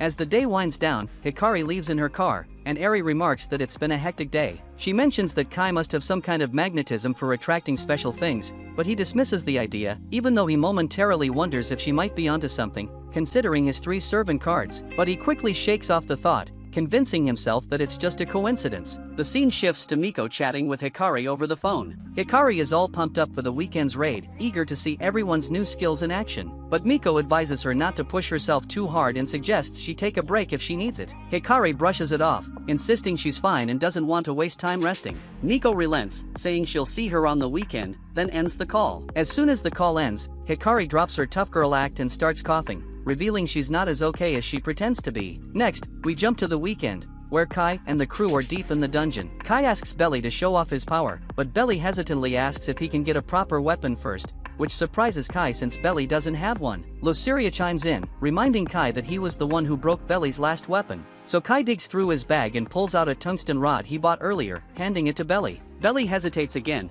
asking for something more like a sword. Sylphie and Luceria take offense, thinking Belly is being rude by not accepting what their master offered, prompting him to quickly apologize. Kai explains it's all he has at the moment, so Belly reluctantly accepts. We then see Belly in action, fighting monsters with the tungsten rod and taking them down with ease. Kai, impressed, realizes Belly might actually be stronger than him, and Belly hopes that proves his worth to Kai. Luceria however points out that Belly is moving slower than usual, and he admits he's still adjusting to his current level. Then with teary eyes, he pleads to stay by Kai's side, expressing his desire to serve Princess Luceria and Princess Sylphie. As usual, his flattery hits the mark with the girls. Then Belly admits he might be a liability for now, but promises he'll eventually become Kai's sword and give it his all. Kai agrees to keep him around, mentioning that he may be slower, but he's strong enough. Kai looks forward to working together, and Belly gratefully thanks him. Kai then decides it's time to put some skills to the test, starting with Belly. He engages in a few monster fights, purposefully letting his HP drop to dangerous levels to see how Belly's Dark Cure skill works in action. When he's on the brink of collapse, he calls on Belly to cast the spell. The moment Belly does, Kai feels a wave of recovery wash over him, but he's quick to notice that his HP only recovers slightly. Belly explains that Dark Cure is designed primarily to heal injuries, restoring HP just enough to keep someone from dying. Kai is disappointed because he had hoped to use Dark Cure in tandem with Luceria's Beauty of Gluttony ability to extend its effects. Luceria hears this and suggests they try it anyway, but Kai refuses, pointing out that he doesn't have much HP left to play with. Luceria, not one to be deterred, insists he won't die instantly and even contemplates transforming into her adult form again. Kai, sensing danger, tries to escape but ends up tripping in his haste. Belly steps in to heal Kai's injury with another Dark Cure spell. This time, Kai notices that his wound no longer hurts, which leads him to appreciate Belly's skill, realizing it's going to save him a lot of potions in the long run. Belly beams with pride at the compliment, and the group moves on to the deeper floors of the dungeon. Soon, they encounter a metal golem, and Eri and the others step up to show off their prowess. Hikari uses her ice circle skill to freeze the golem in its tracks, while Eri finishes it off with a powerful iron slash, slicing it clean in half. Kai is impressed by their teamwork, but Eri warns that her skill consumes a lot of MP, so she can't afford to miss her target. Next, they face off against 3 earth golems, giving Nico and Snatch a chance to shine. Nico casts Dance of Illusions, tricking the golems, while Snatch charges in with his hedgehog skill, taking them down with precision. Kai notes how much stronger their combination has become and decides it's time to test Sylphie's new ability. As they venture further into the dungeon, more monsters appear. Kai instructs Sylphie to activate her Song of the War Maiden skill, and tells Luceria and Belly to join the fray as well because he wants to see if Sylphie's skill can boost his servants' power too or not. Sylphie then begins her song, and as her voice fills the air, an ethereal angel appears, blessing Kai and his servants with powerful buffs. They feel an immediate surge of strength, and they can also predict the monster's movements with ease. The next wave of enemies doesn't stand a chance. They're all taken down with a single strike from each of them. After the fight, Luceria excitedly tells Kai that she felt a noticeable boost in her power. While it wasn't as overwhelming as the effect from the Beauty of Gluttony, it definitely made her stronger, and Kai is relieved to know that Sylphie's skill benefits his servants too. He turns to Belly to get his feedback, but Belly sheepishly admits that he didn't feel any difference. Eri suggests that maybe the skill's effect varies depending on the level of trust, which makes Belly a bit disheartened. But Eri tells him to keep his chin up, there's always time to build trust. The rest of the group joins in, cheering him on, and Belly feels a swell of determination. He proudly mentions that though he started as a rear guard, he's now risen to knighthood, and with better swordsmanship, he can be even more formidable. He hints that having a proper sword might help with that, so Kai tells him to hold on a moment. Kai leaves briefly and returns with a sword. He hands it to Belly, asking if he can do better with this weapon. Belly realizes it's a bastard sword, and though he initially says nothing, the others wonder if he doesn't like it. But then to everyone's surprise, Belly's eyes well up with tears. He's overwhelmed with joy to finally have a real sword. He vows to do his absolute best and immediately tests out the sword against some monsters. With ease, he slices through them like butter, leaving everyone amazed by his skill. Afterward, Belly hands over the magic crystals they collected to Kai, mentioning that he feels even more motivated now that he has a real sword. Kai thanks him for his hard work, which boosts Belly's spirits further. Kai then wonders aloud if Belly could teach him some swordsmanship, and Belly eagerly agrees and suggests they start right away. But Kai reluctantly admits he has to leave early today. Sylphie and Luceria are curious and ask why. Kai tries to brush it off, but Eri reveals the truth. It's because they're having a study group at her house tomorrow. The servant girls pout at the news, clearly disappointed, but Kai apologizes and promises the girls and Belly to return soon. The scene then shifts to Kai, his friends, and Katsu arriving at Eri's house, and they're all stunned by how massive it is. Miko and Hikari show up in their cars, and as they head inside, they find themselves surrounded by what seems like an endless forest, wondering where the actual house is. They spot the girls comfortably sitting in a car heading towards the house, so Kai asks if they can hitch a ride. But the girls casually point out the path meant for the men, and the guys are left in disbelief that they'll have to walk. Later, the girls greet Eri at her house, and Katsu can't help but comment on how elegant her home is. Eri graciously accepts the compliment and explains that her house has been a dojo for generations, designed to balance the mind, body, and technique. She points out the dojo for skill training, a waterfall for calming the mind, and a garden meant for physical conditioning. She adds that the hill is perfect for building basic strength, and she uses it daily. When the guys finally make it to the house, they're completely exhausted, but Eri is unfazed and suggests they jump right into their study session. The guys, barely catching their breath, are shocked because they were hoping for at least a moment to rest. Eri leads them to the dojo, and they're puzzled about why they're there. They expected to be taken to her room, but she explains that her room isn't big enough for everyone. Plus, she likes to practice her spear swings here in case she needs to refocus, and if they can't concentrate, there's always the waterfall. The guys exchange glances, pretty sure Eri's the only one who would actually do such things, and with that they all settle down to study. Everyone settles into their desired spots, with Kai aiming to sit next to Katsu, but that seat's already snagged. Eri, ever the opportunist, invites him to sit next to her instead. Katsu can't help but feel a pang of jealousy seeing them side by side, and Eri wastes no time asking Kai what he wants to tackle first. Kai chooses math problems, and Eri dives right in to help. Meanwhile, Katsu's jealousy meter keeps rising,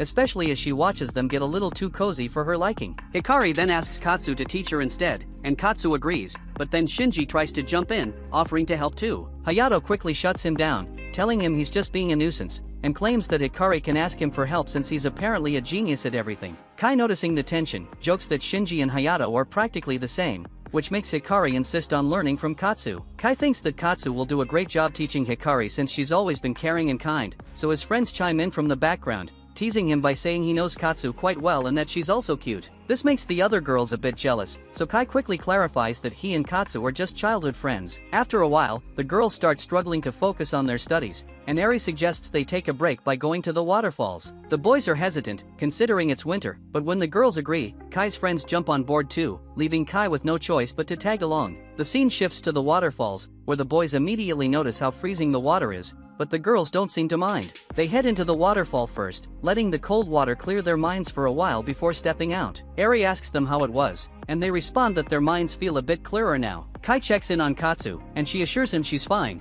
but he can't help but notice how cute she looks with her clothes soaked. Then it's the boys' turn, and they bravely step into the freezing water, but it doesn't take long before they tap out. As everyone heads out that night, Shinji and Hayato joke about how the freezing waterfall wiped their brains clean of anything they studied. The girls, on the other hand, had a blast and are already planning the next round. The guys notice how much better everyone is getting along than in the morning, and Kai can't help but feel a bit relieved to see it. The next day, Luceria and Sylphie catch wind that Kai was busy splashing around in the waterfall instead of hitting the books. The girls confirm it with grins, saying the fun actually left them in top shape today. Hikari chimes in, confident that at this rate they'll reach the 10th floor in no time. But the servants are not thrilled about missing out on the fun, so Luceria is determined to be more useful than Eri and the others, as they press onward. As they continue, Nico pulls Hikari aside, gently reminding her not to overdo it. Hikari, though, brushes it off, saying she's been having the time of her life lately. She wishes these days could last forever and quietly admits she dreams of becoming a hero. Just then, Sylphie senses monsters up ahead, 2 silver orcs and a lizard man. Kai quickly orders Sylphie to sing the Warm Maiden song, boosting everyone's stats. Hikari then freezes the monsters with her ice circle, while Belly charges at the lizard man, and Eri and Kai swiftly take down the silver orcs. More monsters appear, but Nico and Snatch handle them with a perfectly coordinated attack. Eri joins the fray, and with Kai and Belly, they make quick work of the remaining threats. After the fight is over, Kai is taken aback by how easily they're cutting through the monsters on the 9th floor,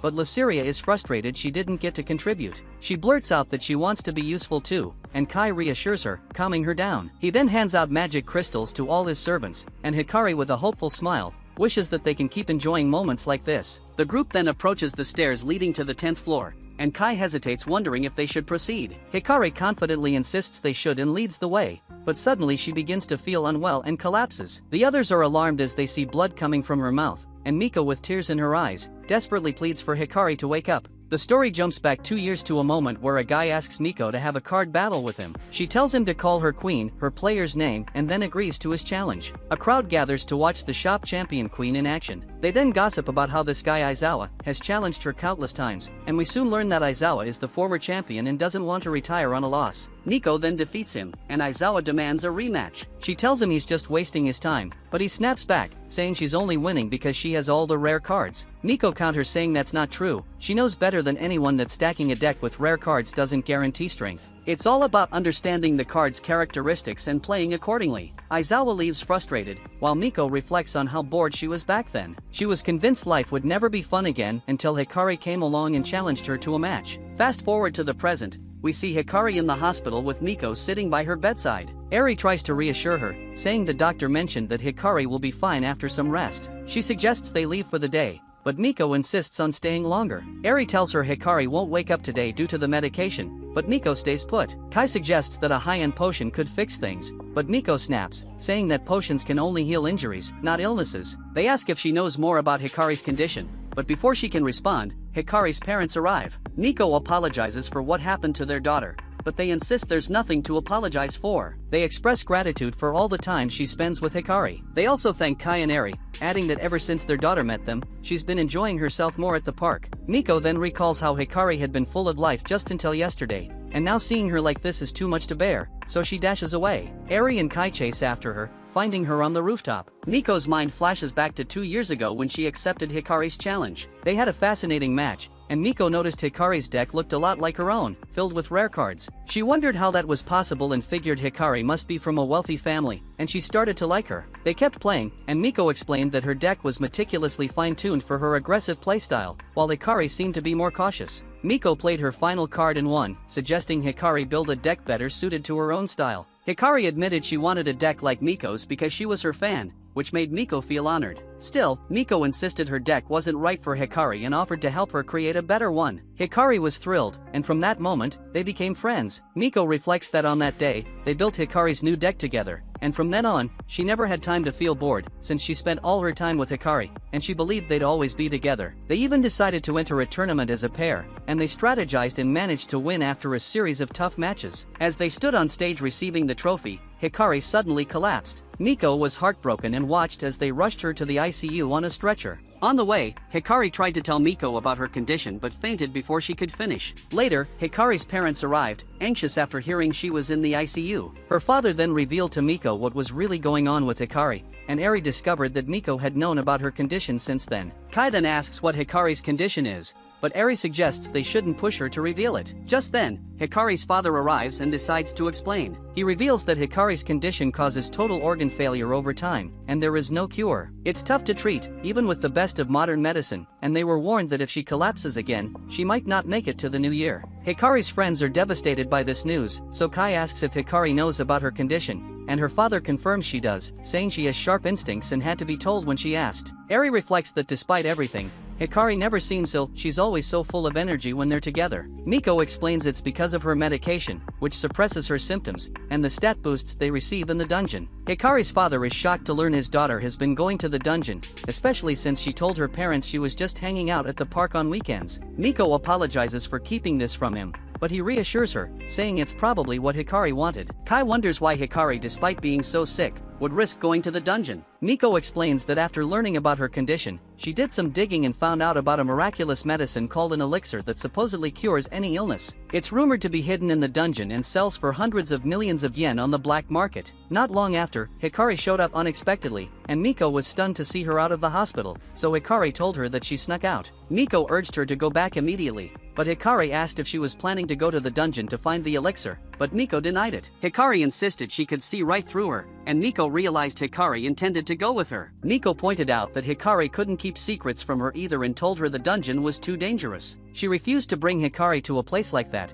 but Hikari was equally determined not to let Miko go alone. Their argument heated up, and they decided to take it outside to avoid drawing any unwanted attention. After they step outside to talk, Hikari brings up that if they could find the elixir, it might help advance medical research. She believed that if they succeeded, anyone suffering from an incurable disease could benefit. Miko was surprised by this, and Hikari admitted she wanted the elixir for herself too, but finding it would bring happiness to many others as well. She was certain it would help countless people, and hearing this, Miko agreed to explore the dungeon with her. Overjoyed, Hikari hugged Miko, saying that going to the dungeon was the only thing she could do right now. They promised to find the elixir together and decided they'd need to attend an explorer's lecture first. Hikari then mentioned she might become a hero to those suffering from illness if they succeeded, and Miko encouraged her, saying she could absolutely do it. The others soon learned the whole story, and Miko pointed out that even though Hikari is sick, she's more concerned about others. She explained that's just who Hikari is, which is why she couldn't leave her behind. Miko apologized to Hikari's father for not telling him sooner,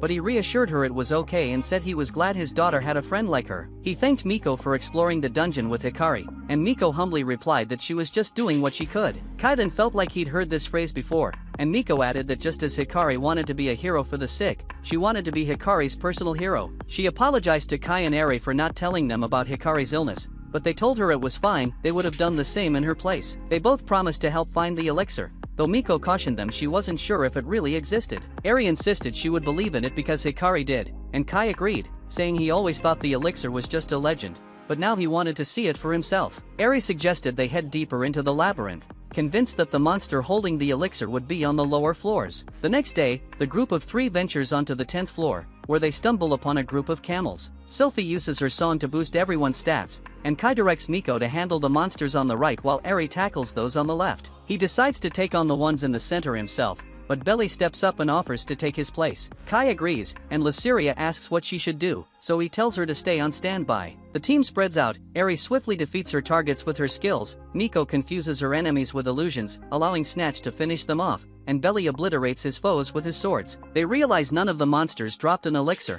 and Kai remarks that finding such a miracle medicine won't be that easy, so they decide to continue hunting monsters. Meanwhile, Luceria is still shocked by the news of Hikari's incurable disease. Sylphie expresses her eagerness to find the elixir soon, and Kai suddenly notes how hot it is in the dungeon. Miko finds this odd since there's no sun here, but Eri shrugs, saying the dungeon is always a weird place. Kai then asks Sylphie and Luceria if they're feeling the heat, and they confirm they are but are used to such extreme temperatures. Belly jealously asks if Kai isn't going to check on him too, but before Kai can reply, Belly senses a monster nearby. He alerts Kai that it's right beneath him, and suddenly a monster bursts out of the sand, snatching Kai. Luceria then prepares to unleash her hellfire of destruction to help him, but Sylphie warns her that she might incinerate their master too. Miko then quickly uses her illusion spell to make the monster release Kai, and before Luceria can strike, Belly steps in and finishes off the creature. Luceria is so annoyed that he stole her moment and they start to argue, but Kai steps in, calming her down by promising she can take on the next monster. Later they visit Hikari, who jokes that she wanted to see Kai getting wrapped up by the monster. Kai thinks that's the last thing he wants people to witness,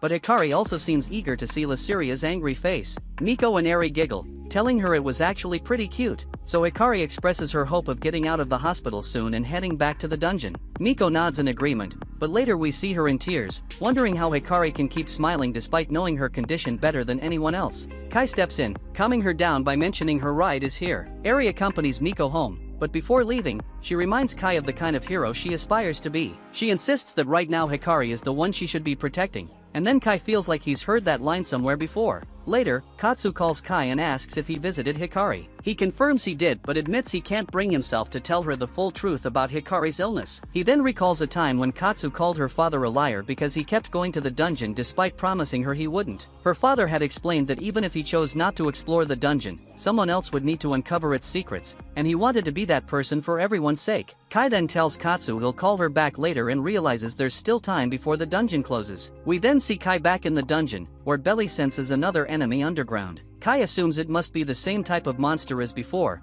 but quickly realizes it's something different when the creature emerges from the ground. He then thinks about Katsu's father and decides that he too should be doing whatever he can right now, and he hopes that will make him a hero someday. Later, we see Katsu noticing Kai returning home from the dungeon, clearly looking tired. Once he gets home, he heads straight for a bath. His mother asks if he's been too busy with his part-time job lately, noticing he's been coming home late. She tells him not to overwork himself, and he assures her he won't, and he exhaustedly falls asleep in the bathtub. The scene then shifts to Kai's class the next day. He arrives late, apologizing to the teacher, who points out that he's been coming late every day recently. As he takes his seat, Katsu looks worried for him. Later, some of Kai's classmates chat about the new Dungeon Love spin-off series, raving about how good it is and how they ended up binge-watching 5 episodes at once. Katsu then hears that Kai's friends are planning to visit the hospital and invite her along, but she declines. She asks them to pass on her best wishes to Hikari, and they agree. Next, we see Kai and his friends heading to the park, concerned about him since he looks so exhausted. He tells them not to worry, explaining he's just sleepy. When they arrive at the park,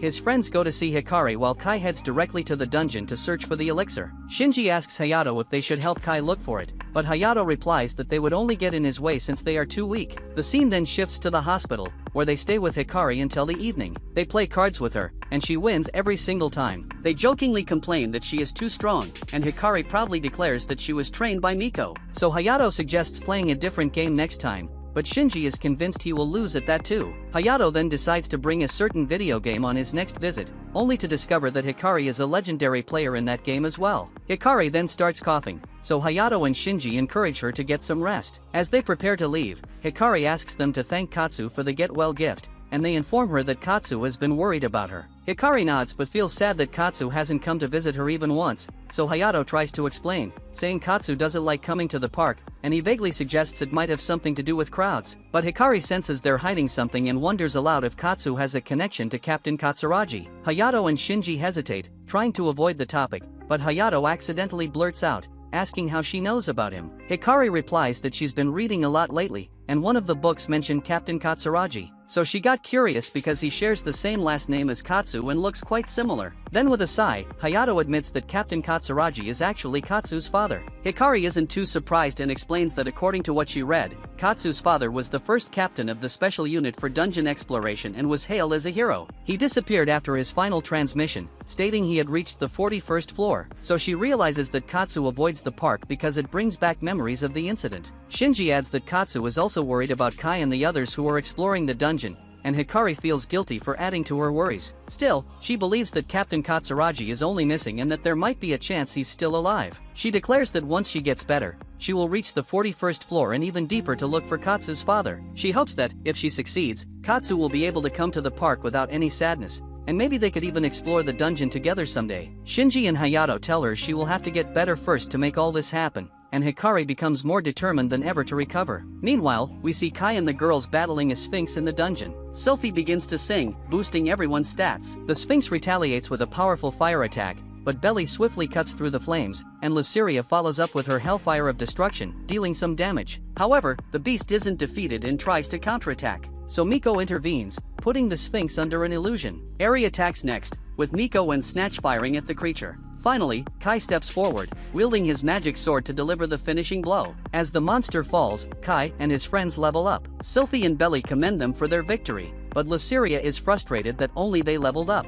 Belly tries to compliment her, but she sharply retorts that he's a million years too young to praise her. They notice a large crystal dropped by the Sphinx and marvel at it, but their excitement fades when they realize it isn't the elixir they were searching for. So Kai determinedly decides to push forward and reach the gate today, but his companions ask for a meal break first, so he feeds them. The scene then shifts to them at the appraisers, where they learn they earned 4.59 million yen from their dungeon expedition. The appraiser begins to divide it 3 ways, but Kai instructs her to split it 4 ways, including Hikari as part of their party. She complies, and after that Kai and his friends prepare to leave the park. On their way out, Kai asks the girls if it was really okay for them to dive into the dungeon on a weekday, and they assure him it was fine since they didn't have any other plans. Miko then expresses concern, noticing that Kai looks tired, and asks if he has been getting enough sleep. Kai brushes it off, telling them not to worry, and he heads for the station, trying to hide his exhausted face. Later, we see him watching the series his classmates had been talking about at school, hoping to learn some tips on obtaining rare items. After watching, he realizes that the chances of getting rare items increase as they venture deeper into the dungeon,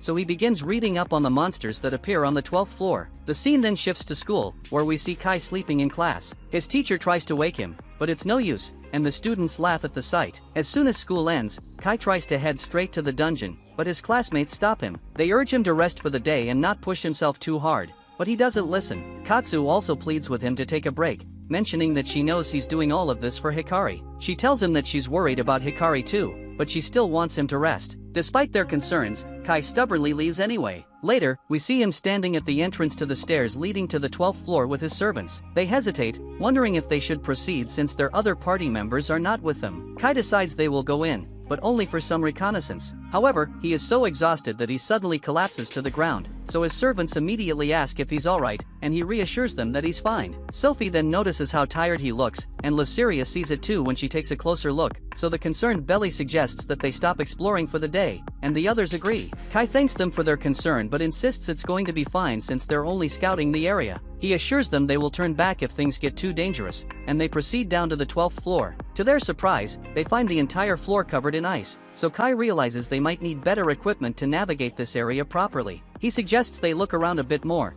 and Sylphie reports that she can't sense any monsters nearby, so they cautiously move forward, but Kai nearly kisses the ice with his ass. Luceria thinks she might be able to melt the ice with her Hellfire of Destruction, but Kai quickly tells her to hold off. As they move forward, they're surprised to find that there is nothing in the area, and Belly comments that it feels strangely eerie. Just as Kai decides they should head back, Sylphie suddenly senses monsters nearby, and their numbers keep increasing. She realizes it's a stampede, and they quickly prepare to fight. Then a horde of monsters comes rushing toward them, and Sylphie uses her Iron Maiden wall to shield everyone. She urges them to run, and they take off with Kai carrying Sylphie in his arms. The monsters continue their relentless pursuit, and Kai realizes they have no choice but to stand and fight. He asks Sylphie to sing her song to boost everyone's stats, and Luceria unleashes her hellfire of destruction. But most of the monsters manage to make it past her fiery barrier. Kai and the others then engage the monsters in battle, managing to take down several of them. Sylphie then also decides to join the fight, seeing the overwhelming number of monsters, and midway through the battle both she and Luceria level up. While fighting, Kai slips on the ice and a monster tackles him. He is quickly overwhelmed by the horde, which tramples over him, giving him no chance to get back on his feet. His HP drops rapidly, and Belly rushes in to save him. He reaches Kai just in time, but Kai has already been knocked out. So Luceria urgently advises Belly to grab Kai and run, and he asks what they plan to do. They consume the crystals dropped by the monsters to regain their strength and mention they will use their newly acquired skills to hold the monsters back. The monsters charge at them, and Sylphie and Luceria prepare to use their new skills together. Luceria unleashes her Purgatory Fury, while Sylphie activates Judgment of the Goddess. The powerful combination wipes out the remaining monsters. With the threat gone, Belly quickly tries to heal Kai using his Dark Cure skill, casting it repeatedly, but Kai remains unresponsive. Panicking, Luceria climbs on top of him and starts slapping his cheeks, trying to wake him up, but it has no effect. Sylphie, using her quick thinking, decides to give Kai a healing potion, but he is in no state to drink it on his own. With no other choice, she feeds him the potion mouth to mouth. Seeing this, Luceria becomes jealous and does the same, so the two girls continue feeding Kai the potion as if they were in a kissing competition. Belly gets jealous and tries to join in, but the girls quickly stop him before the situation becomes disgusting. Finally, Kai opens his eyes before the FBI comes, and they are all relieved to see him awake. He thanks his servants for saving his life, but his injuries haven't fully healed, so he faints again. The scene then shifts to Kai being checked by a doctor in the park. His friends rush in, anxious to know his condition. They ask what happened, and Hitsugaya informs them that Kai encountered a stampede. The doctor reassures Kai that his wounds are healing well, thanks to the potion, but advises him to get some rest. Hitsugaya refrains from questioning him for the day, and the girls are surprised that Kai managed to survive a monster stampede. Nico asks if he's alright, and Kai, feeling vulnerable, admits that he was utterly terrified. Later they leave the hospital, and the girls offer to walk Kai home, but he insists there's no need and says he will see them tomorrow. As he walks away, he feels miserable knowing he still hasn't found the elixir, and he hopes that Hikari can forgive him for his failure. We then see Kai burning everything he has collected on Captain Katsuragi, every note, every document, every piece of information. When he finishes, he goes to see Katsu. He begins by apologizing, admitting that he hadn't considered her feelings all this time, and he finally understands why she was so worried about him. Kai confesses that, for the first time the other day, he truly thought he was going to die in the dungeon, and it terrified him. He realizes now that Hikari has been wrestling with those fears for a long time, and Katsu too was afraid for him. Kai goes on to explain that her father was his hero, and he had always aspired to be a hero just like him. Captain Katsuragi led the special team for dungeon exploration and achieved so much, but after he went missing in the dungeon, people turned on him, criticizing and mocking him without mercy. Kai remembers seeing Katsu crying because of it, and back then, he didn't have the words to defend her father. He knew deep down that those people were wrong, and it fueled his determination to become a hero himself. Kai wanted to complete what Captain Katsuragi had started and uncover the mysteries of the dungeon, not for glory, but to prove that Captain Katsuragi was a true hero, so that Katsu wouldn't have to be sad anymore. That was why he had managed to endure 2 long years of slaying slimes. But now, he declares, he's done with the dungeon, and he has no intention of returning there. Katsu, however, isn't convinced, and she tells him he's lying. She admits that while he might have started out doing it for her, it's different now. He's doing it because he wants to help Hikari. She recalls a time when her father asked if she knew the meaning of the word hero. When she told him she didn't, he explained that the original meaning of the word hero is to protect. A hero is someone who can endure loneliness, anxiety, and danger, someone willing to sacrifice himself for the sake of others. And that is what we call a damn hero. But back then, Katsu didn't understand what her father meant. He told her that one day she would understand, that he also wanted to do his best for someone, and now she finally gets it. She explains to Kai that giving your all for someone else is what it means to be a hero. She tells Kai that he is not just some background character, he is already a hero. He is Hikari's hero, and he is also hers. Katsu admits that she doesn't want him to go back into the dungeon because it makes her worry, and that is terrifying. But if he stops now, she knows they will both regret it. She urges him to go back to the dungeon and save Hikari. Kai hesitates, admitting he doesn't know how deep he'll have to go to find the elixir or if it even exists. But Katsu responds with a determined smile, telling him to do whatever he can. Inspired by her words, Kai thanks her and grabs her hand. Katsu blushes at the unexpected contact, and he tells her that she has given him a way to fight again. She smiles and makes him promise that if he goes, he must return in one piece. Kai nods and promises to come back. The next day, back in the dungeon, Kai suggests to his party the idea of hunting slimes. He explains that if he truly can attract anything, just like Eri said,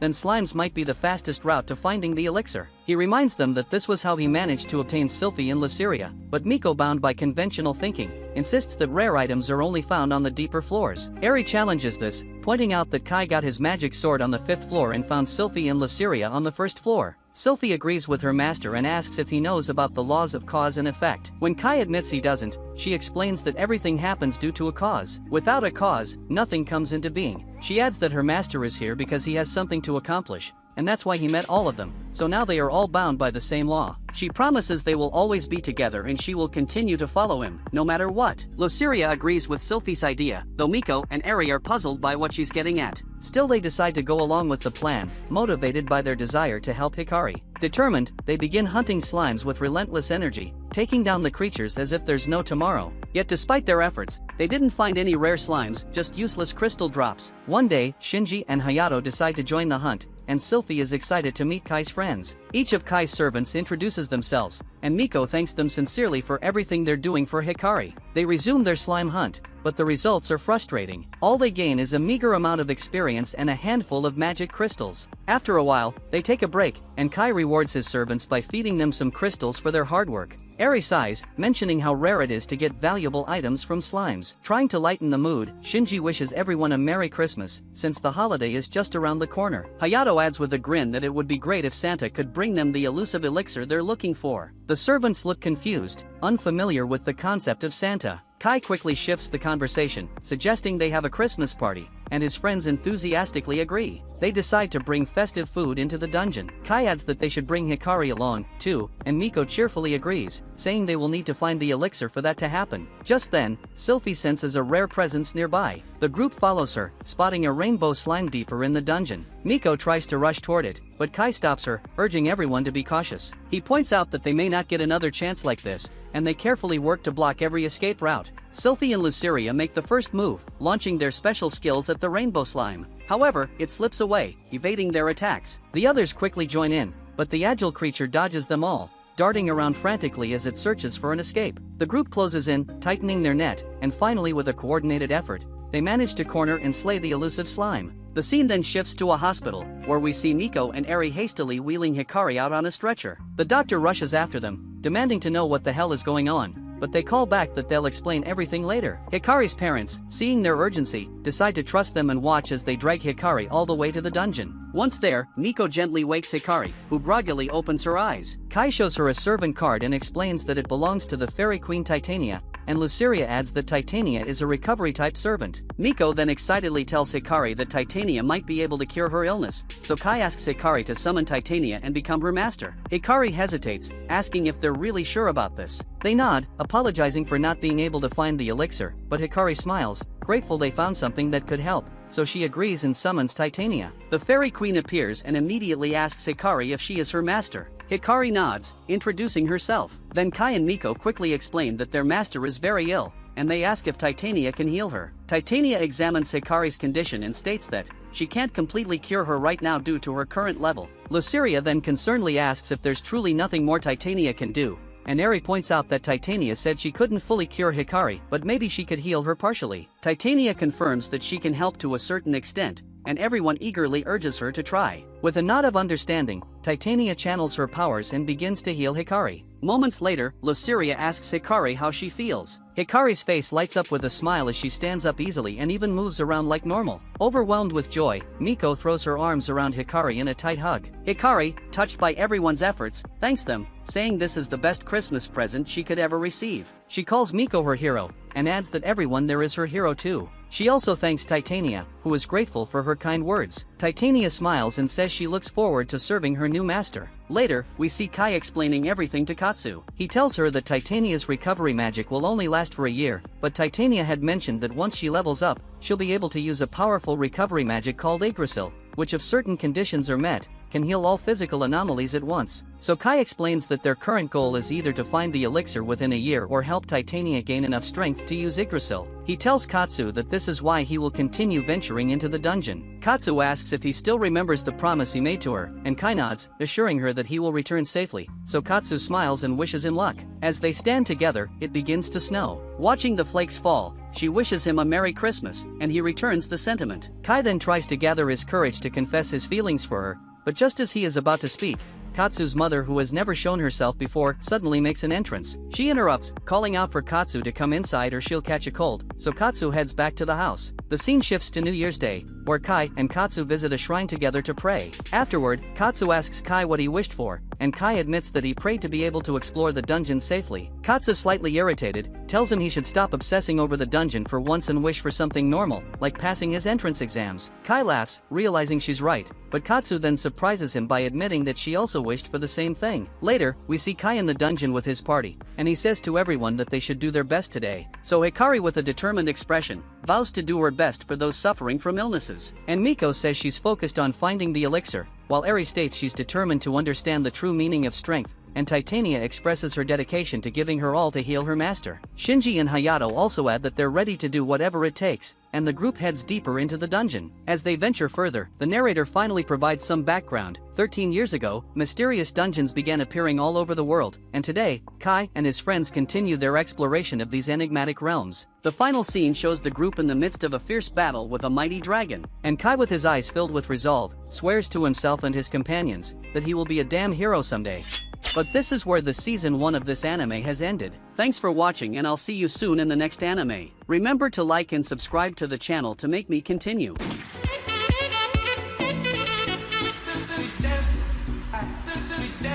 If you liked the video, don't forget to like and subscribe to let the world know about our love for anime.